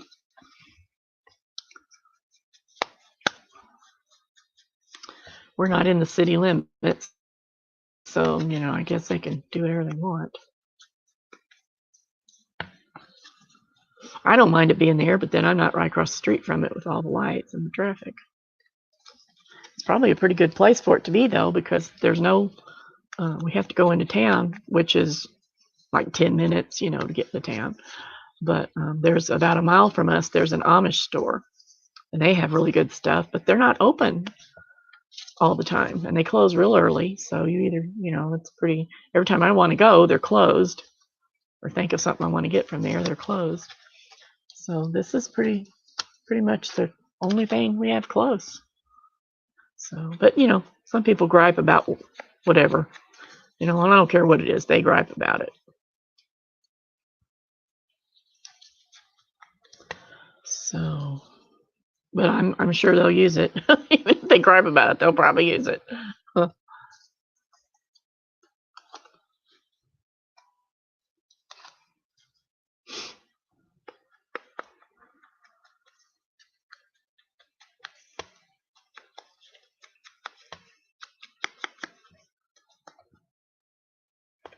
I think these are so cute.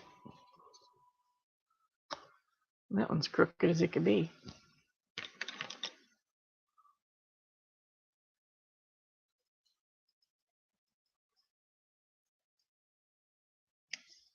Oh, it's even worse. Oh.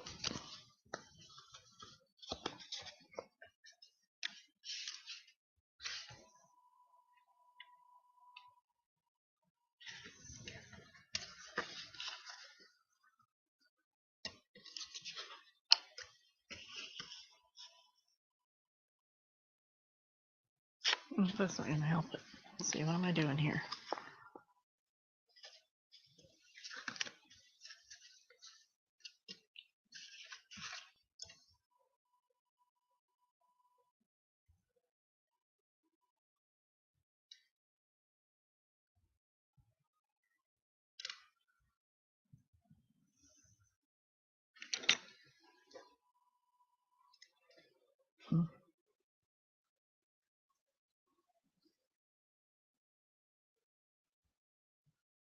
Well, what do I want to do? Can't figure it out.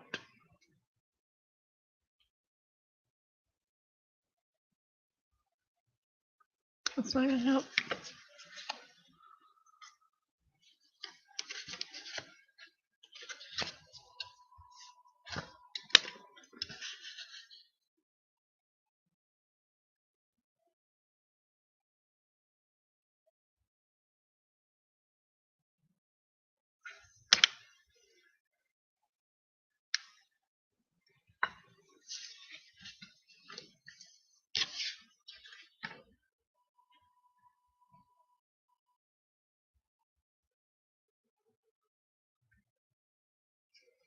This one may have to be discarded. We'll see.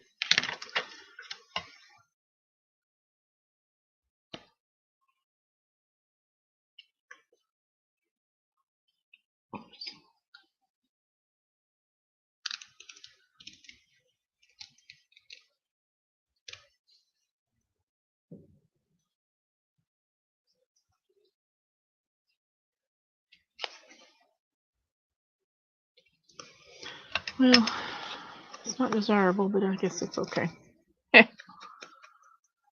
Who will know? Just me and you.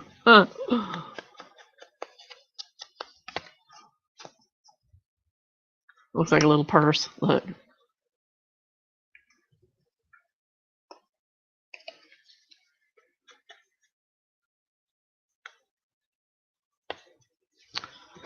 A couple more and I'll be done with this. I'm thinking I'm going to work on some tags.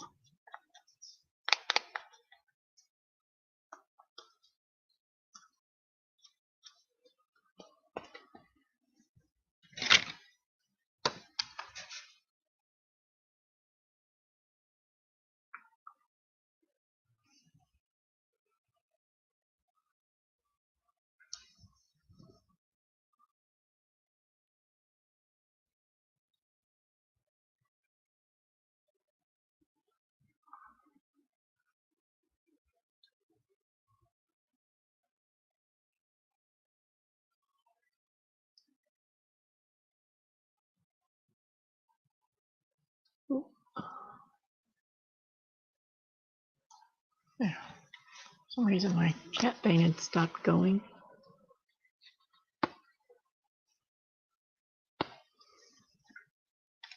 That one turned out cute.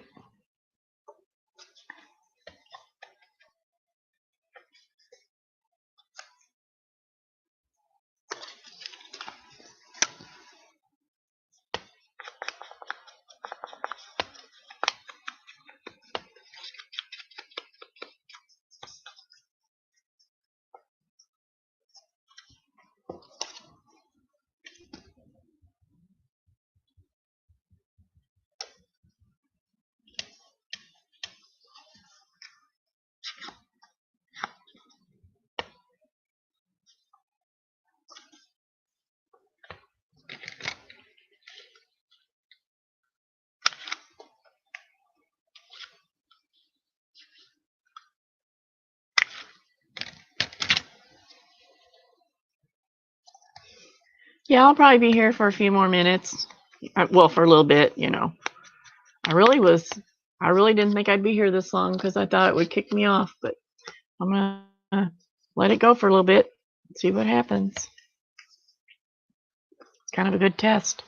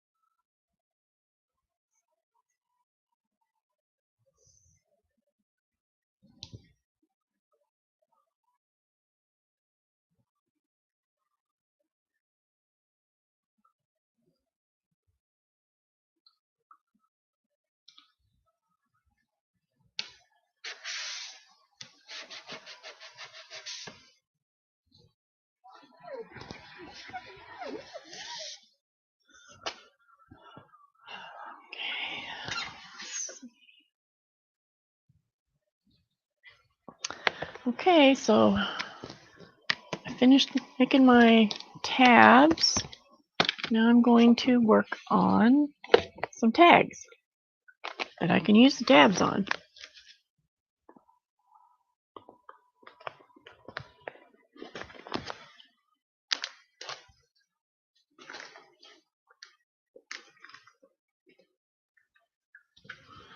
And I've already started a bunch of these. So I'll pull some out that I've already started.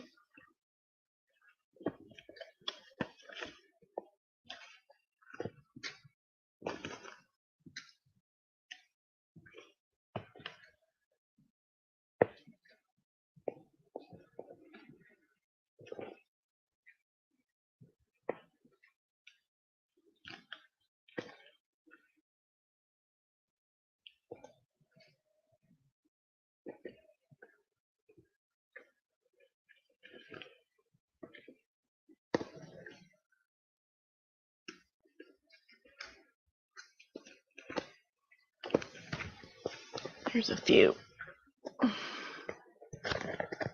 Let's see. I have too much stuff piled up. I need to depile so I can get to things. Because I know I'm going to want to get to my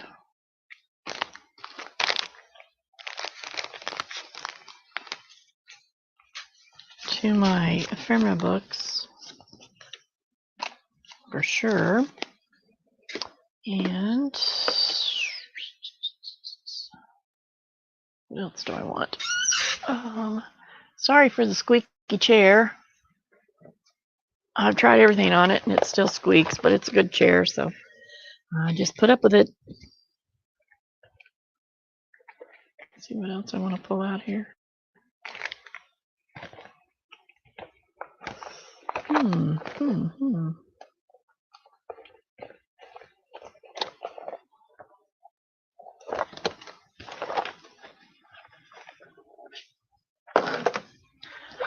All right.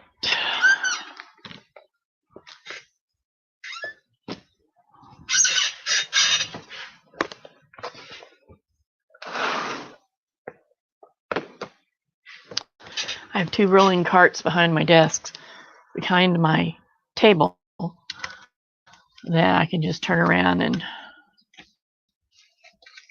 grab from.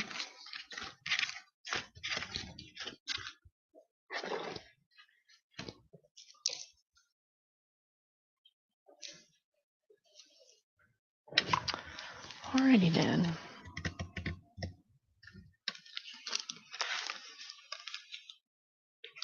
I like to put these little kits together for myself.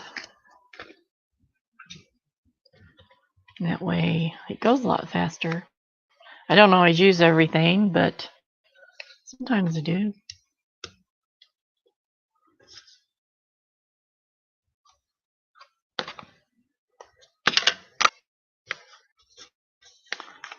This is a really pretty paper.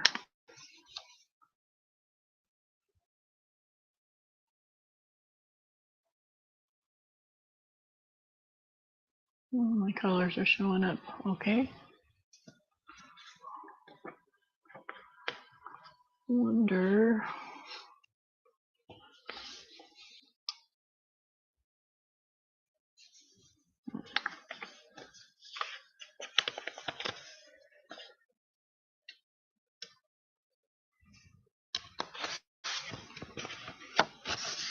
This is a nice paper. I don't know what it's called.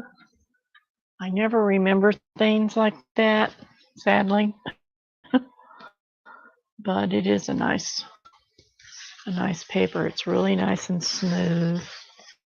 It has a little bit of weight to it. It's not terribly heavy, but by the time I get everything glued on it, it's a nice weight. I kind of like to round the corners on these big tags. They're so large. This is let's see. This is 3 by 8. So that's a pretty good sized tag. And I just think the rounded corners make it look a little bit more finished on this size. And so I normally do that on this size.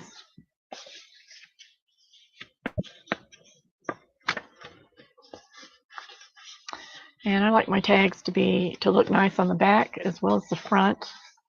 And I try, in most cases, to make the back so that you can write on the tag pretty easily. Sometimes there'll be pattern paper or even a book still good enough where you can write on it. I use 2 glues, well known, and I use art glitter glue. Fabri-Tac I use mostly when it's something thick or fabric like this lace. I'm not really crazy about using it when you can see it like through this lace, but I have a little trick I use to help with that. Come on, glue. There we go.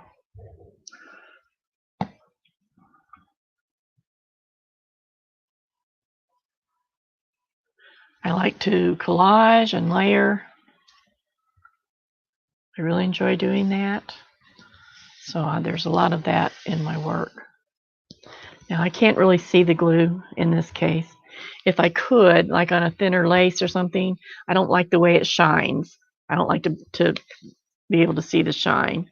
In this one, I don't see it very much, and it's not much of it's going to show. But I just take a baby wipe and just dab it on there, and that sort of picks up the glue from the creases. Now I know I want this. I want them. But I think it needs a third something or other.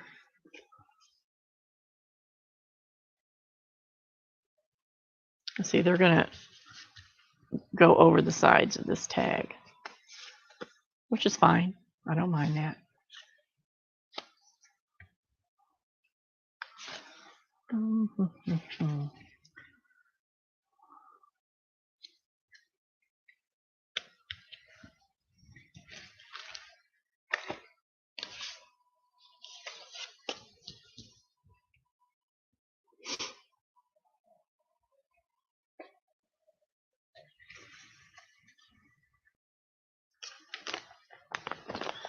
I try to make the tab be part of the design,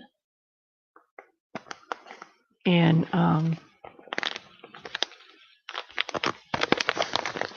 that's why I like these black tags.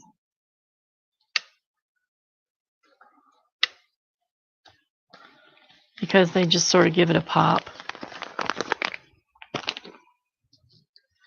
So, still need something else here.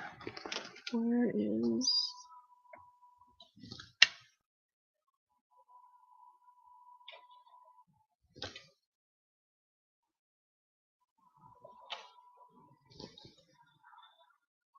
It's not really what I want.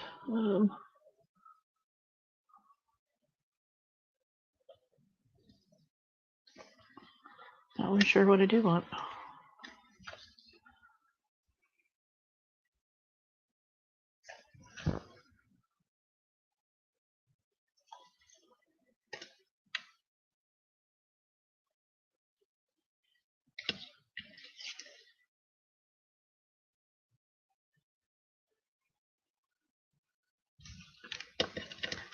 So you just have to try things. Oh, hi, Donna. Welcome back. I've switched over to tags now. I'll make some of my Tim Holtz people tags.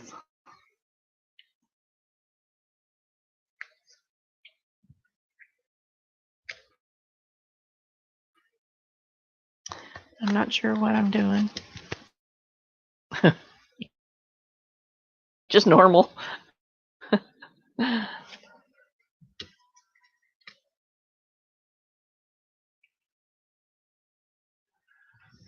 see.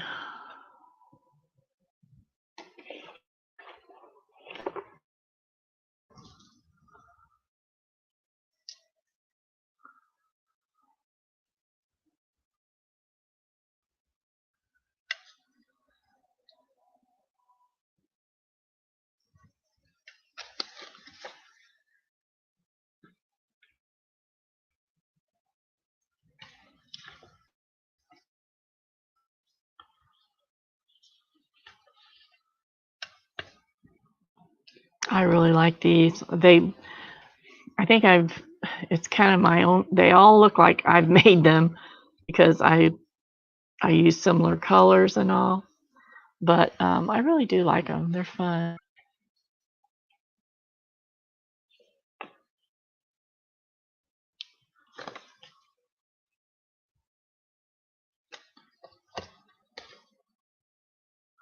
This isn't doing much for me for some reason. I can't get it to go the way I want. Let's try this again. This is some of my favorite lace. This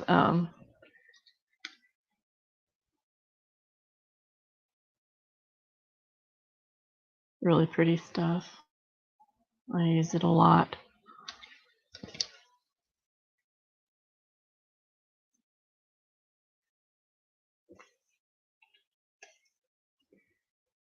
I think I'll do that.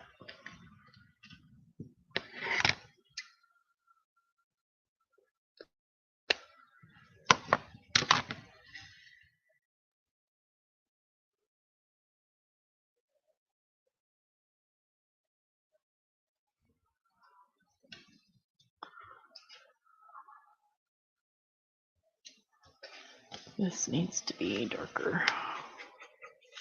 I actually like a lot of contrast in the things that I do. That's one reason I like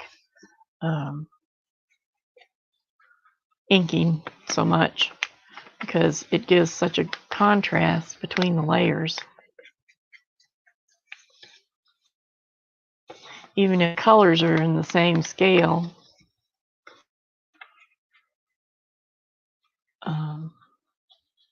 it still gives a little better contrast. Okay, that's gonna go. I better use this.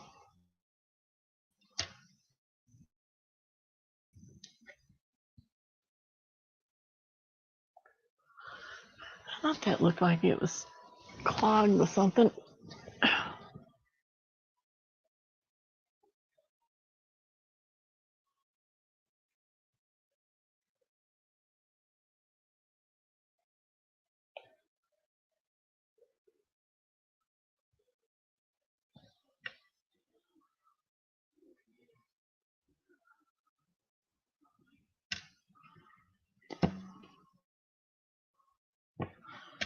Barely got a hole in it.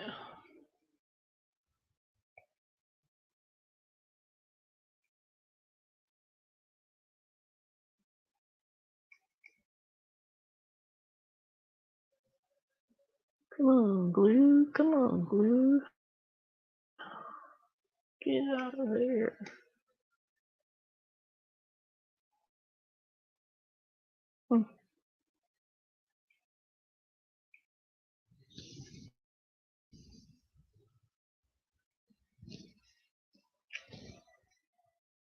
Ah, always happens. If you want something to stick, it won't stick. If you don't want it to stick, it sticks every time. All right, here we go.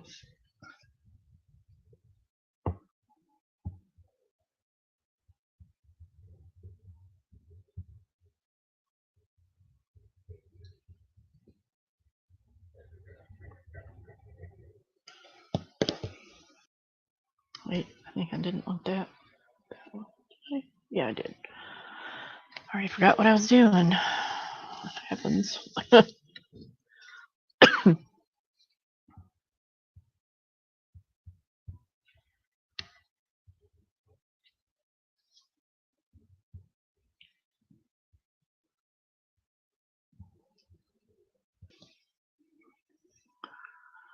Whoops.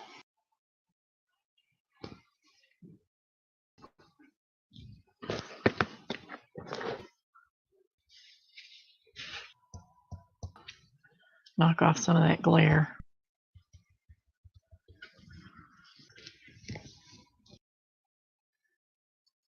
You can see what I'm doing. Is it close enough? Would it be better closer?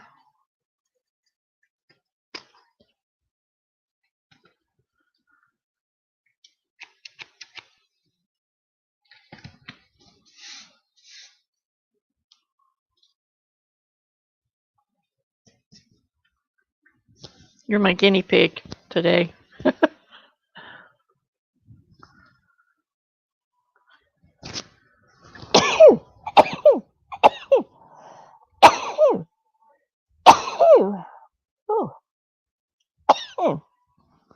Sorry about that. Oh boy. I had to pick my brains up after that.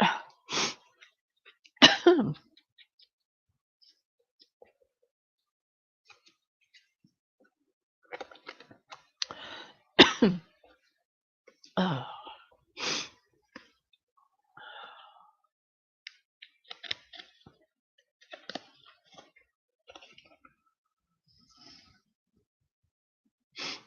Thanks.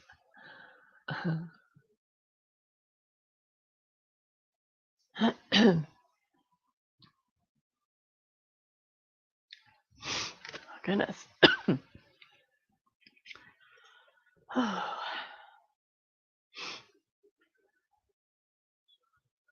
Told my husband the other day that the mold count was up. He said, "How in the world could the mold count be up when it's 50 degrees outside?" I said, "I don't know, but it is." And I think the pine trees, something from the pine trees too, gets me every time.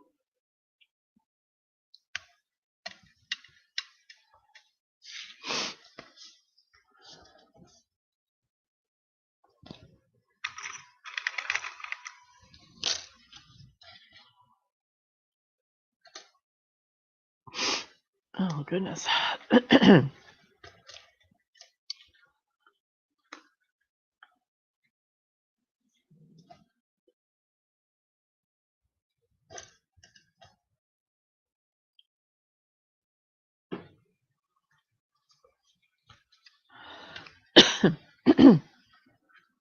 Takes me a while to get over that.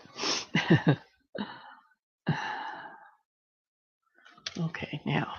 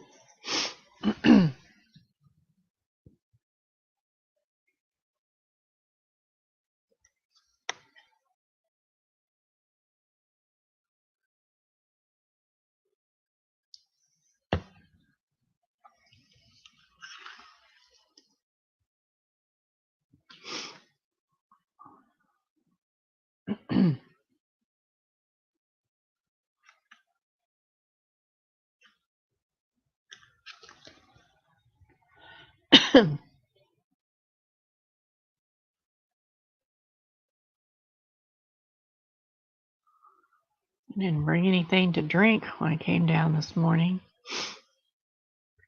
We don't have a water source down in the basement. It's set up for a bathroom, but we haven't done that yet. I hope he does it before too long. Oh, I know that was straight. Now it looks crooked. Okay, let's see here.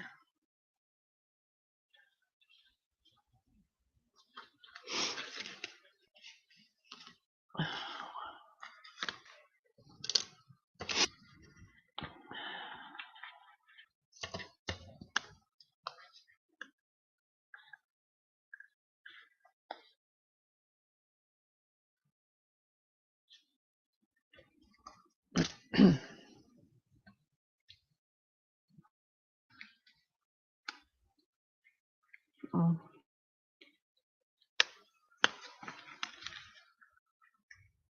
yeah.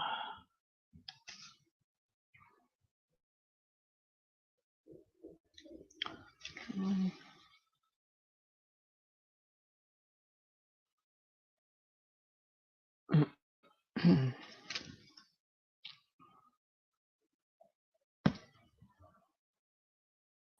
with this.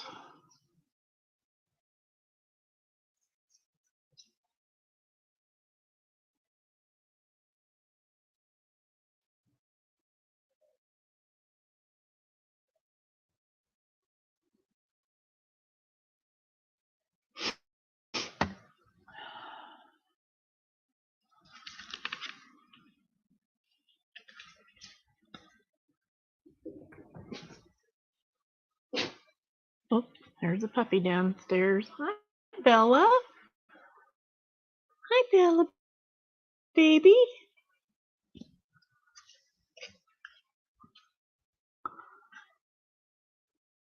Did you wake up from your nap? You did?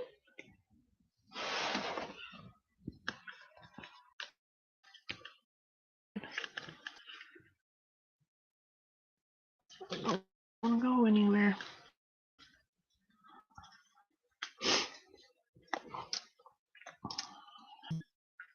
What's going on, huh? You want to come up here? All right, come here. No, I'm not going upstairs right now. Come here. Yay! A little good girl. Don't hit my microphone. There we go. Here, you can put your paws up here. There's Bella. Good girl. Good girl, Bella. You've been sleeping? Having some naps? Yeah. All right, get down. Good girl.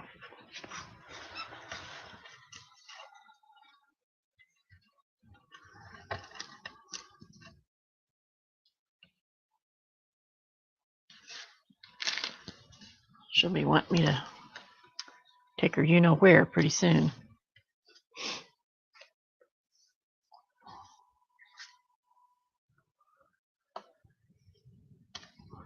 Well, her name is actually, she's a miniature schnauzer. Her name is actually Dame Isabella, but we call her Bella for short. She just turned 2, and so she still kind of thinks she's still a puppy. She's a pretty good girl.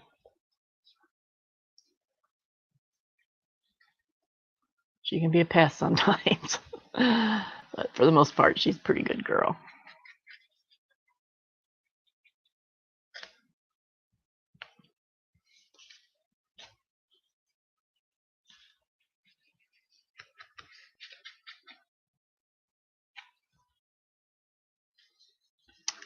Okay, that one's done.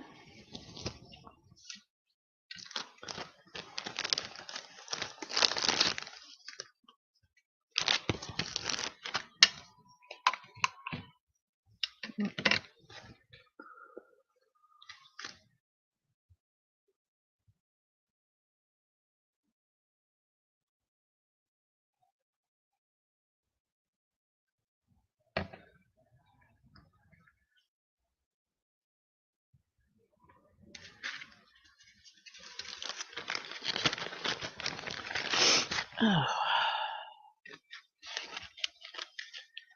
What kind of puppies do you have?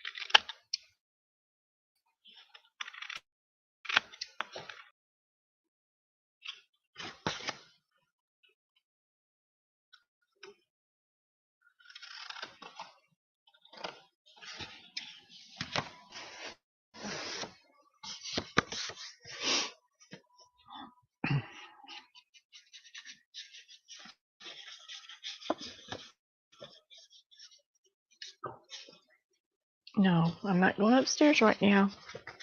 In a little while. At lunchtime. Okay? You got a little while, so go find something to do. Go find something to do. I'm busy.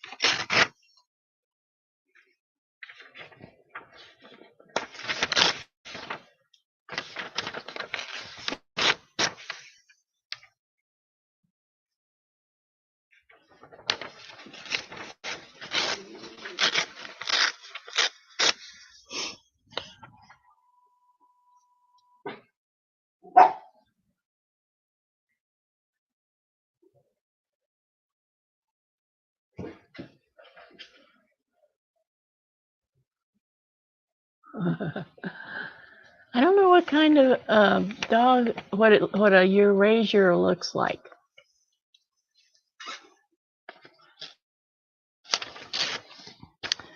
Our last dog was what do they call it? A Schnorky, which is a Schnauzer Yorkie mix, and she was 15 years old, which is an average age for a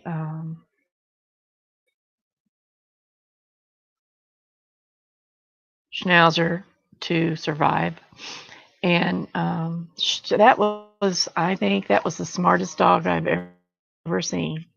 She just was amazingly smart. It's hard not to compare her with Bella, because Bella, sometimes I think she's so dumb. She can't seem to grasp certain things. But I have to remember that Maggie, that was our other dog, she was 15, so she had plenty of time to learn, and Bella's only 2. But she was an extremely smart dog, and we finally had to put her to sleep in 2016. That was pretty rough, and she had been sick for about a year. She had diabetes, and she was just about blind when, well, the vet told me when we took her in that day that she could barely see anything. And I was just so afraid I was going to come in and she'd be down at the bottom of the steps, because she'd fallen down a couple of times while I was home. And I just, and she was getting to the point where she couldn't function very well.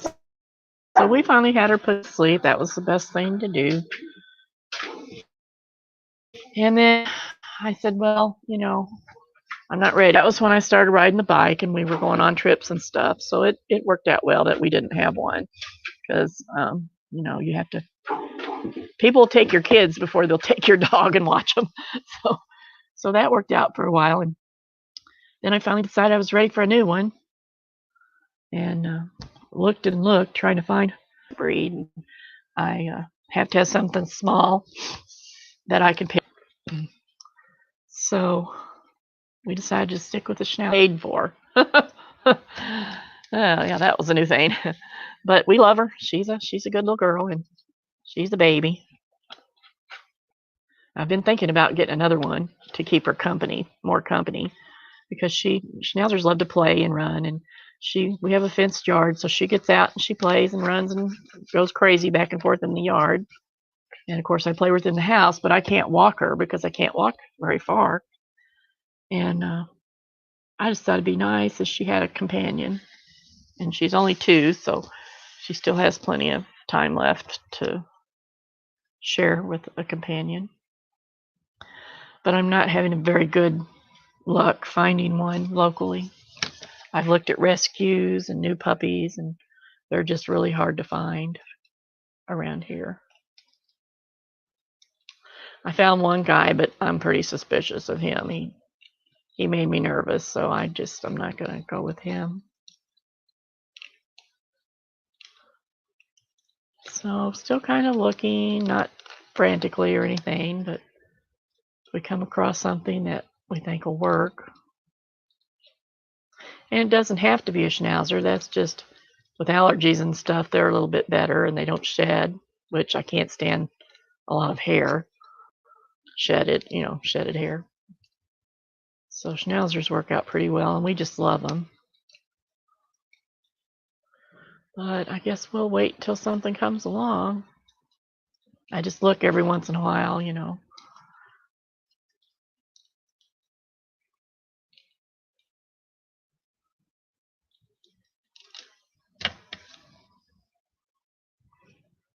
I use these little flowers so much because I love these colors together.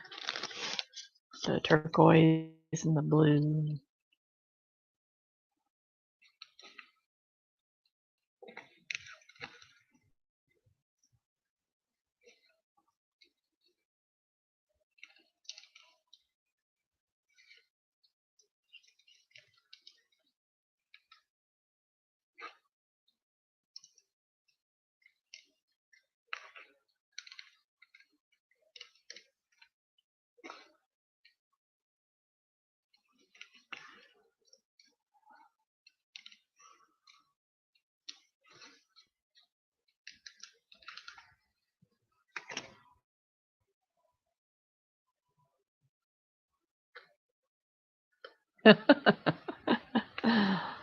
So it probably has a lot of long, thick hair that you have to deal with.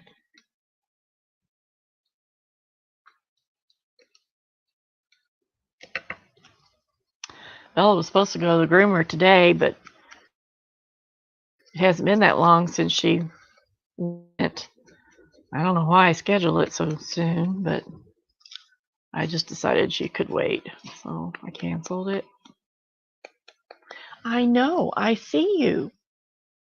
I see you and I hear you. And you can wait a little longer. It's not time for your lunch. No, it's not time for your lunch.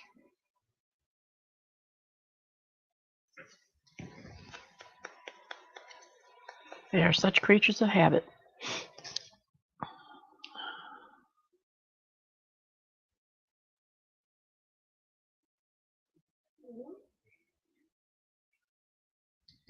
I hear you.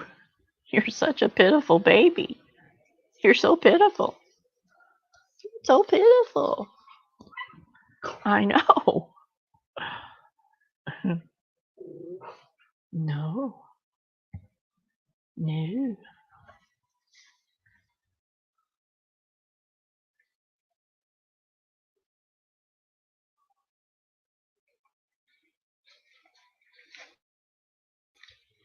Where's your babies? Hmm? Where have you put your babies? This tag is 8 inches tall.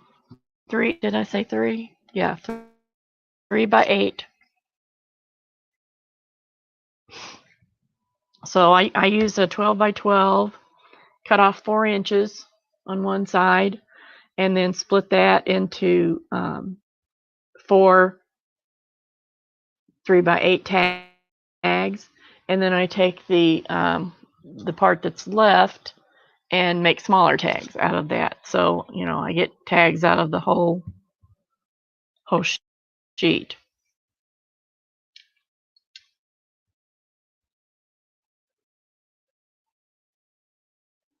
Does that make sense?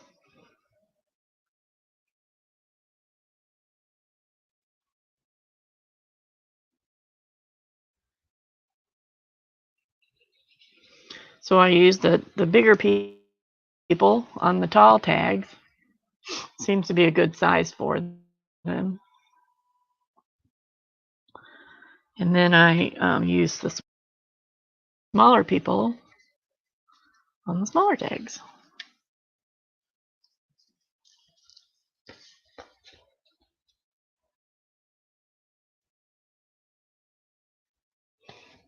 Oh, the other thing I like to do on my tags is put labels and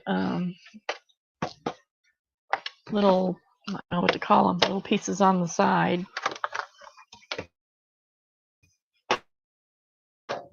which are little strips like this, like this. And I just cut them out of leftover pieces. So if I have a little strip, I can use on my tags. That doesn't really go. Let's see. Boy, my feet are cold. I just recently, with these tags, started using these pieces on the end, and I'm trying to remember. I saw somebody do it, and well, now I can't think of her name. Artie Mays, I think, maybe. Just sort of morphed it into my own how I wanted to do it.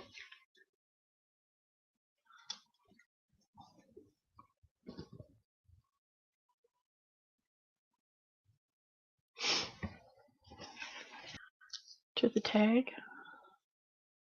And if I want, I could put a dangle on there or whatever. So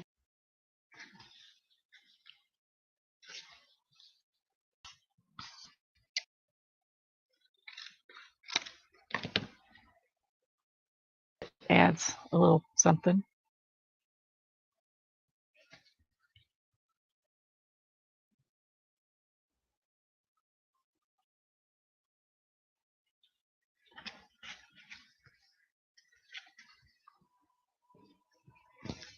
And then my tag. Where's my tag?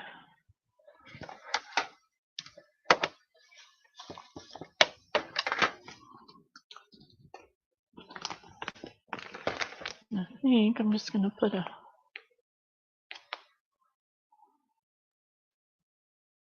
What am I going to put?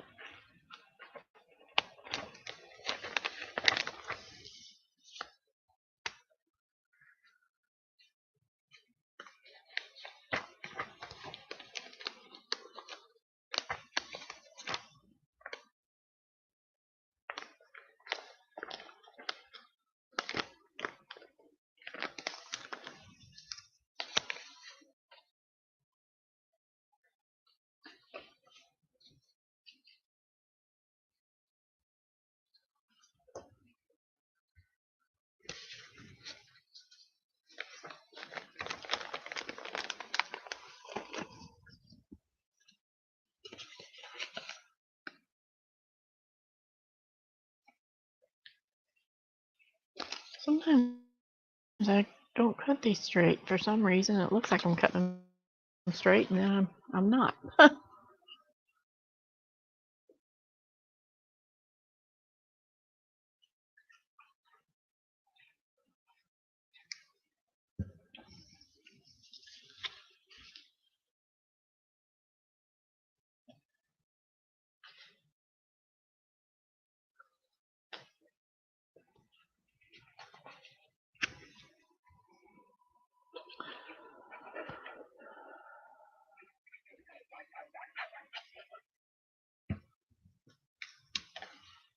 Oh, I didn't realize that. Oh, that's cute, Lily. That.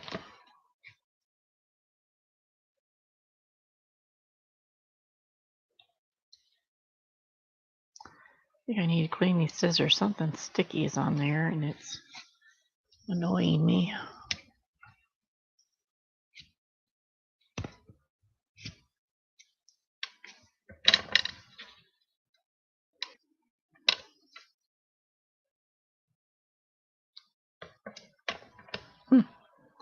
I wonder.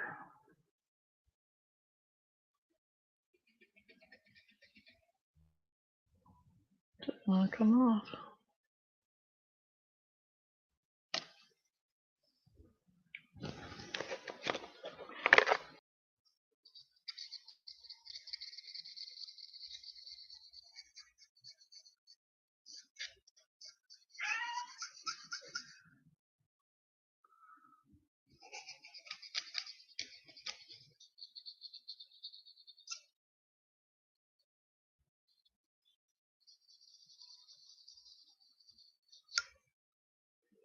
I don't know what that was.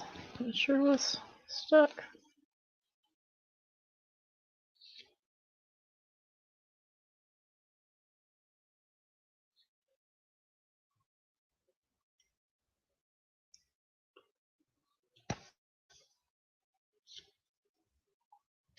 My tonic scissors. I love these little scissors. Some people don't like them because they have serrated edges, but I really do because it sort of grabs the paper and makes it really easy to cut small things.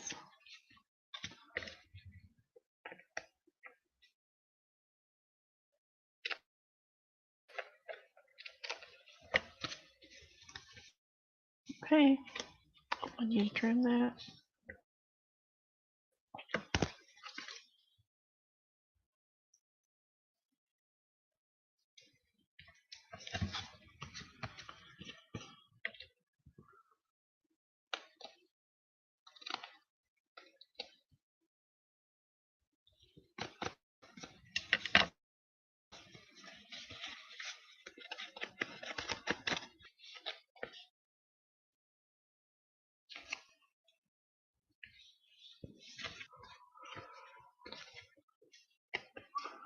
I just can't believe that I'm still going on here. It's still broadcasting. But I think I'm going to have to quit in about 15 minutes and go feed the dog and let her out and what have you.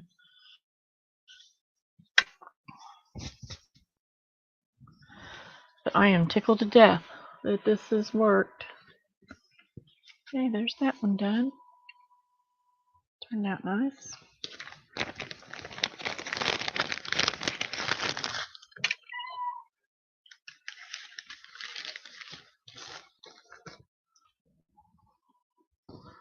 Let's see.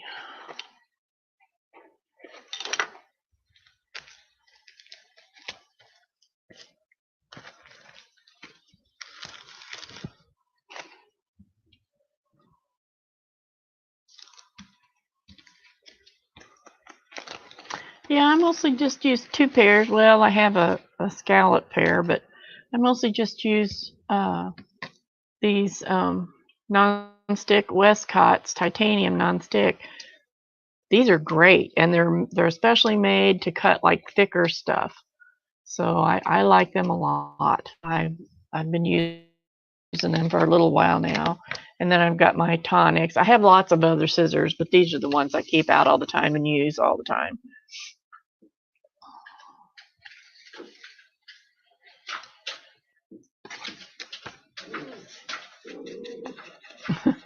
I don't know if you can hear her growling or not. She's got an old mailing tube that's got some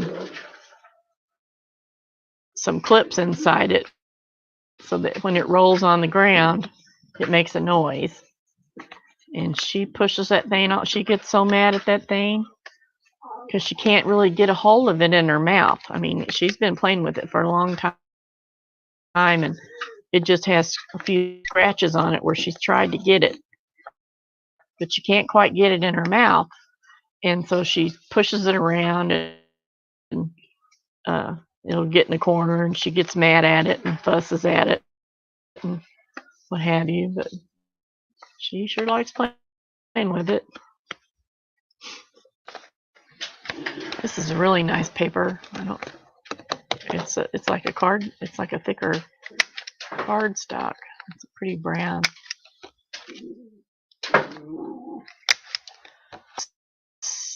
6.5 3 by 6.5, a little bit shorter.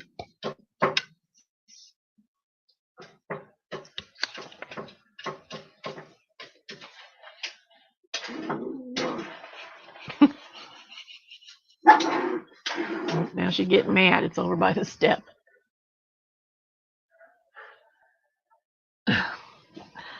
I'm surprised it's lasted this long. She's not too bad about tearing things up, but she does like to craft. I'll go upstairs after being down here for a while, and there'll be these little papers underneath the living room table where she's been crafting. That's what my husband calls it. He says she's been up there crafting. She'll take she finds a piece of cardstock or something, and she'll bite on it, so it looks like it's been what's that word? Like she's put it through the Cricut machine. I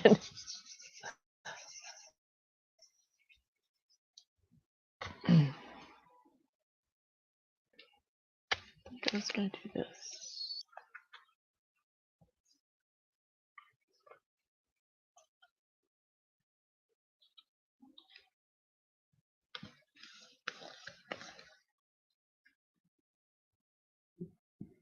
I see you. Go get your toy. Go get your toy. It's waiting for you over there. 10 more minutes, and then we'll go upstairs. 10 more minutes. I know. I'm sorry. I can't help it. I'm sorry. Are you bored? Are you bored, puppy? I know. Can you say hi to Donna? Can you say hi to Donna? Can you speak? Can you speak? Okay. Yeah. Yeah, that's a good girl. That's a good girl.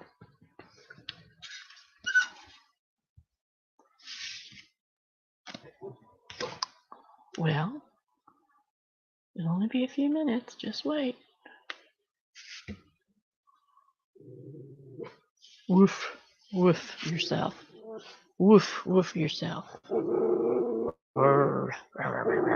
I know. You're not the most important thing, you know that.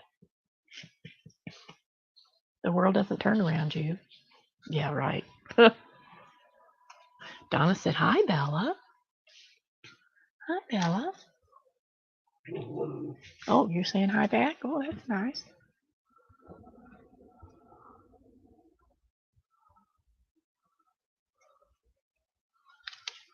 It's just, as soon as I finish this one, then we're going upstairs.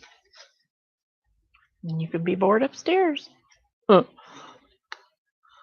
We live such an exciting life most of the time. Just like, okay, this is it. Okay.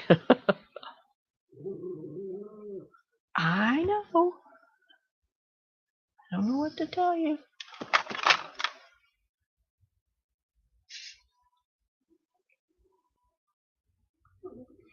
I don't know what to tell you.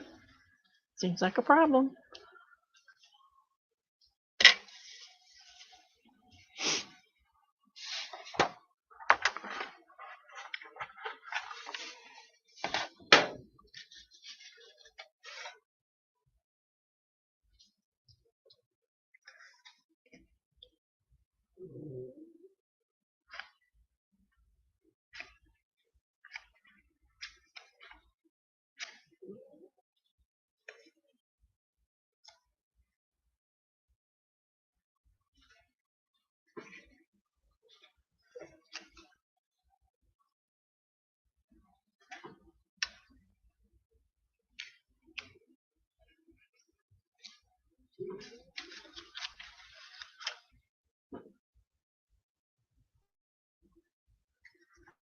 I think you'll survive another 10 minutes. I think you will.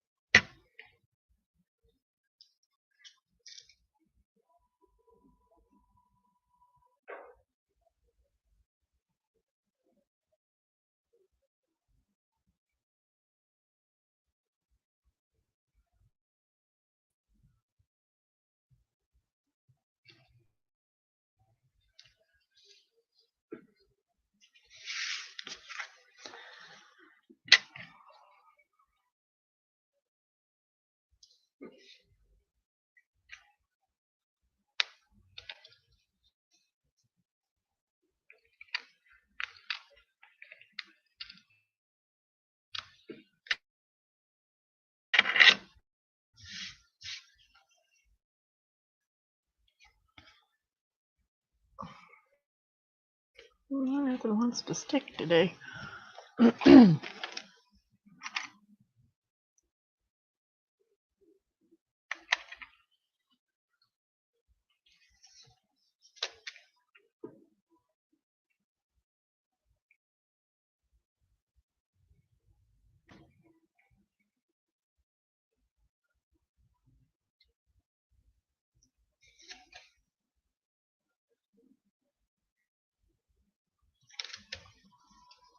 Not terribly crazy about that, but it'll do.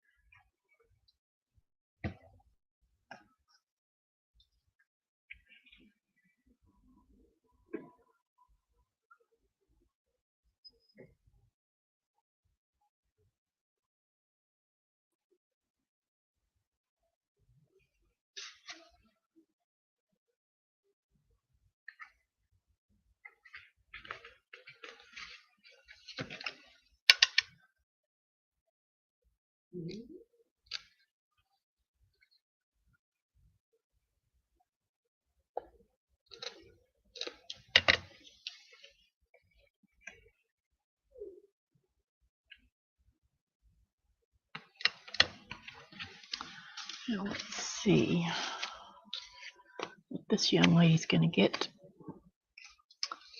Maybe this one. Yeah, that's pretty.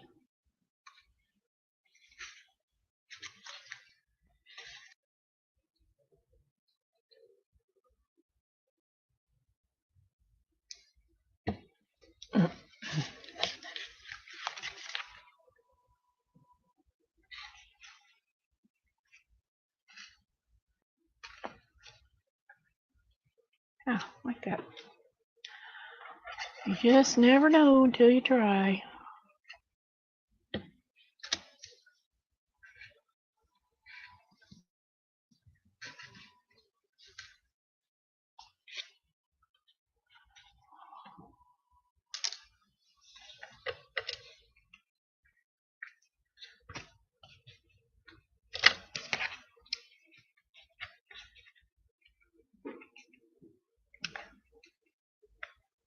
I know, just a minute.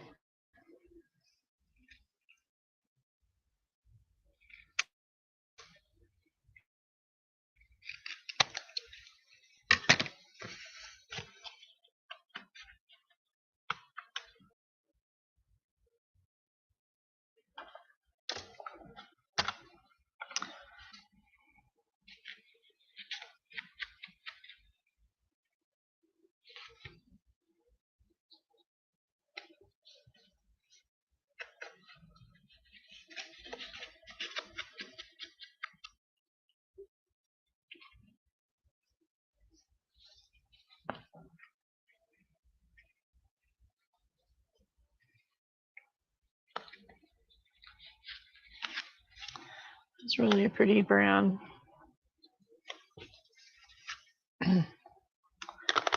Okay.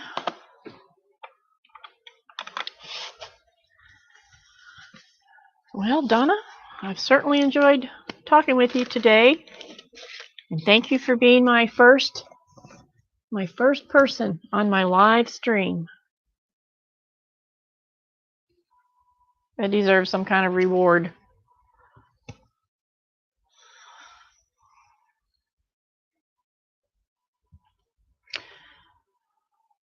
Maybe I'll send you something. I can get your address from Keisha, I'm sure. Just send something and surprise you for being my first and only live person. Huh? What do you think about that?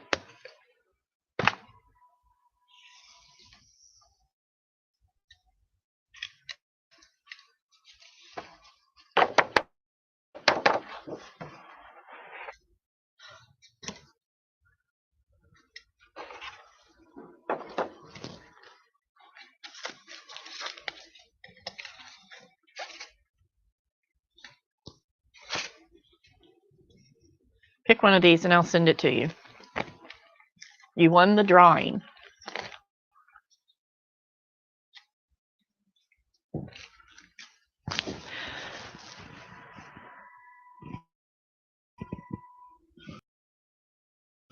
Yes, I am on Facebook.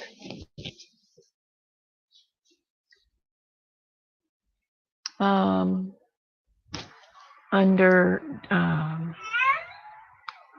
well, actually, if you go to my YouTube channel, my Facebook link is in the descriptions. So you can find it there if you want to. This one? The dancing girl?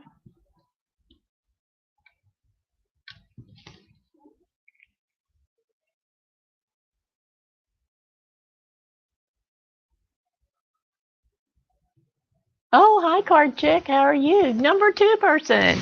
Yay!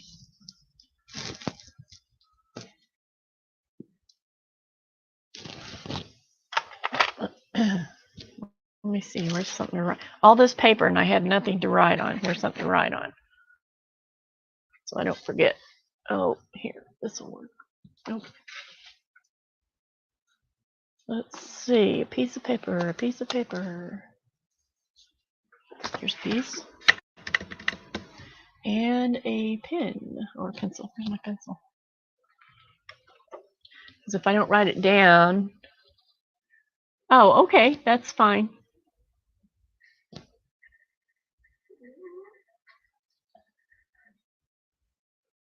If I don't write it down, I'll never remember how it's spelled. Matoy. Is that how you say that? Matoy?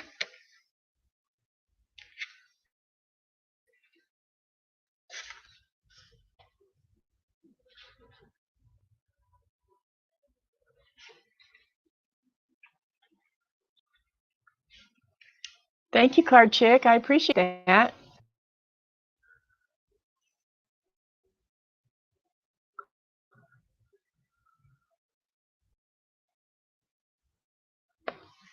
You got to hear me ramble on and on and on.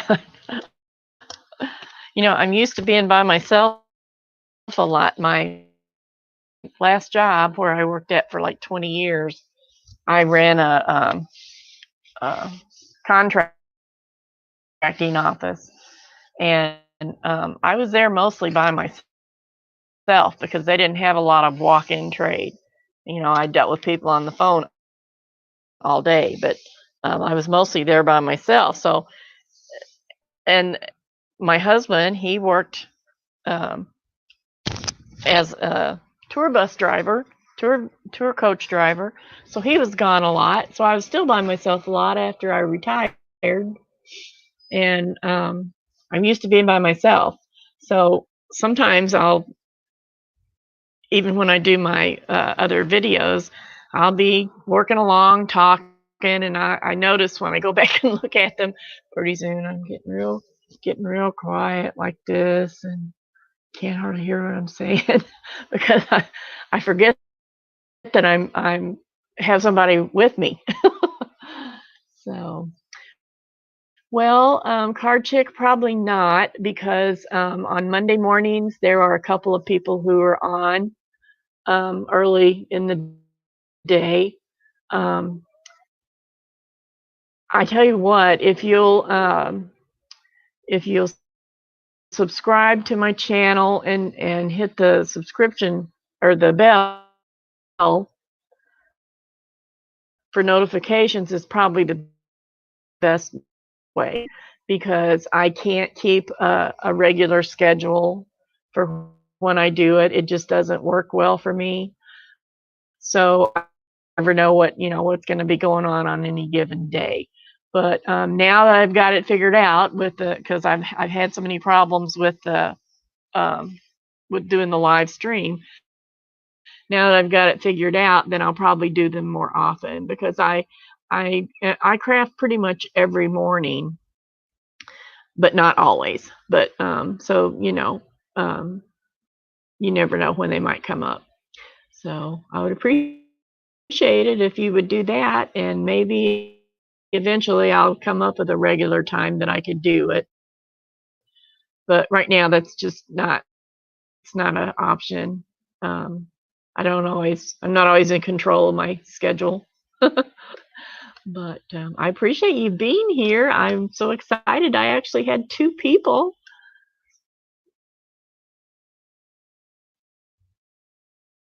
Oh, I'm envious. Okay, great. Um, I'm envious that you're still riding. You ride pillion or do you ride yourself on the bike?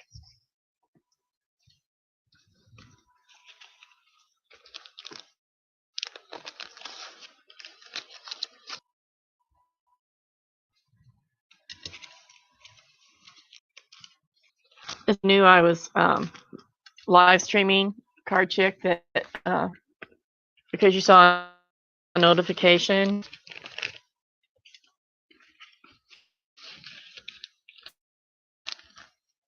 And also, do you mind telling me your name?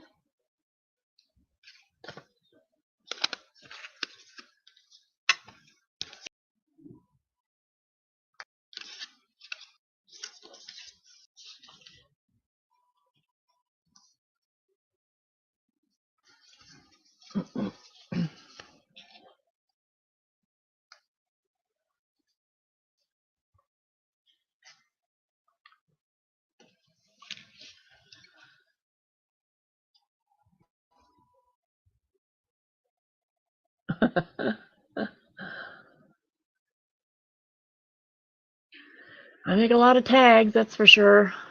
I'm the tag woman. I like to make tags.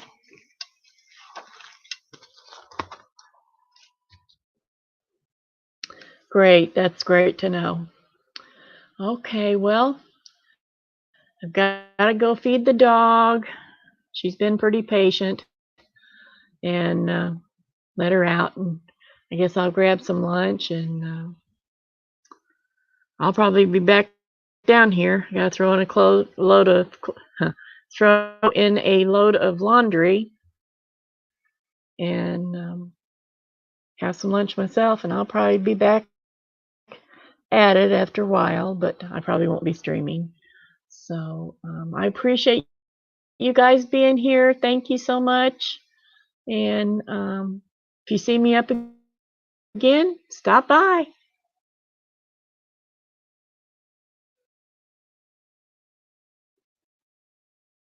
Oh, Josie. I don't know who Josie is.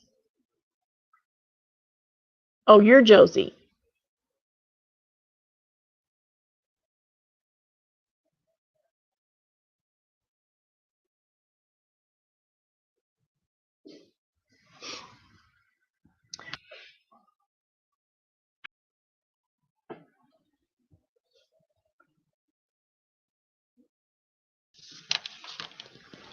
Okay. Thank you both. See you next time. Have a great day.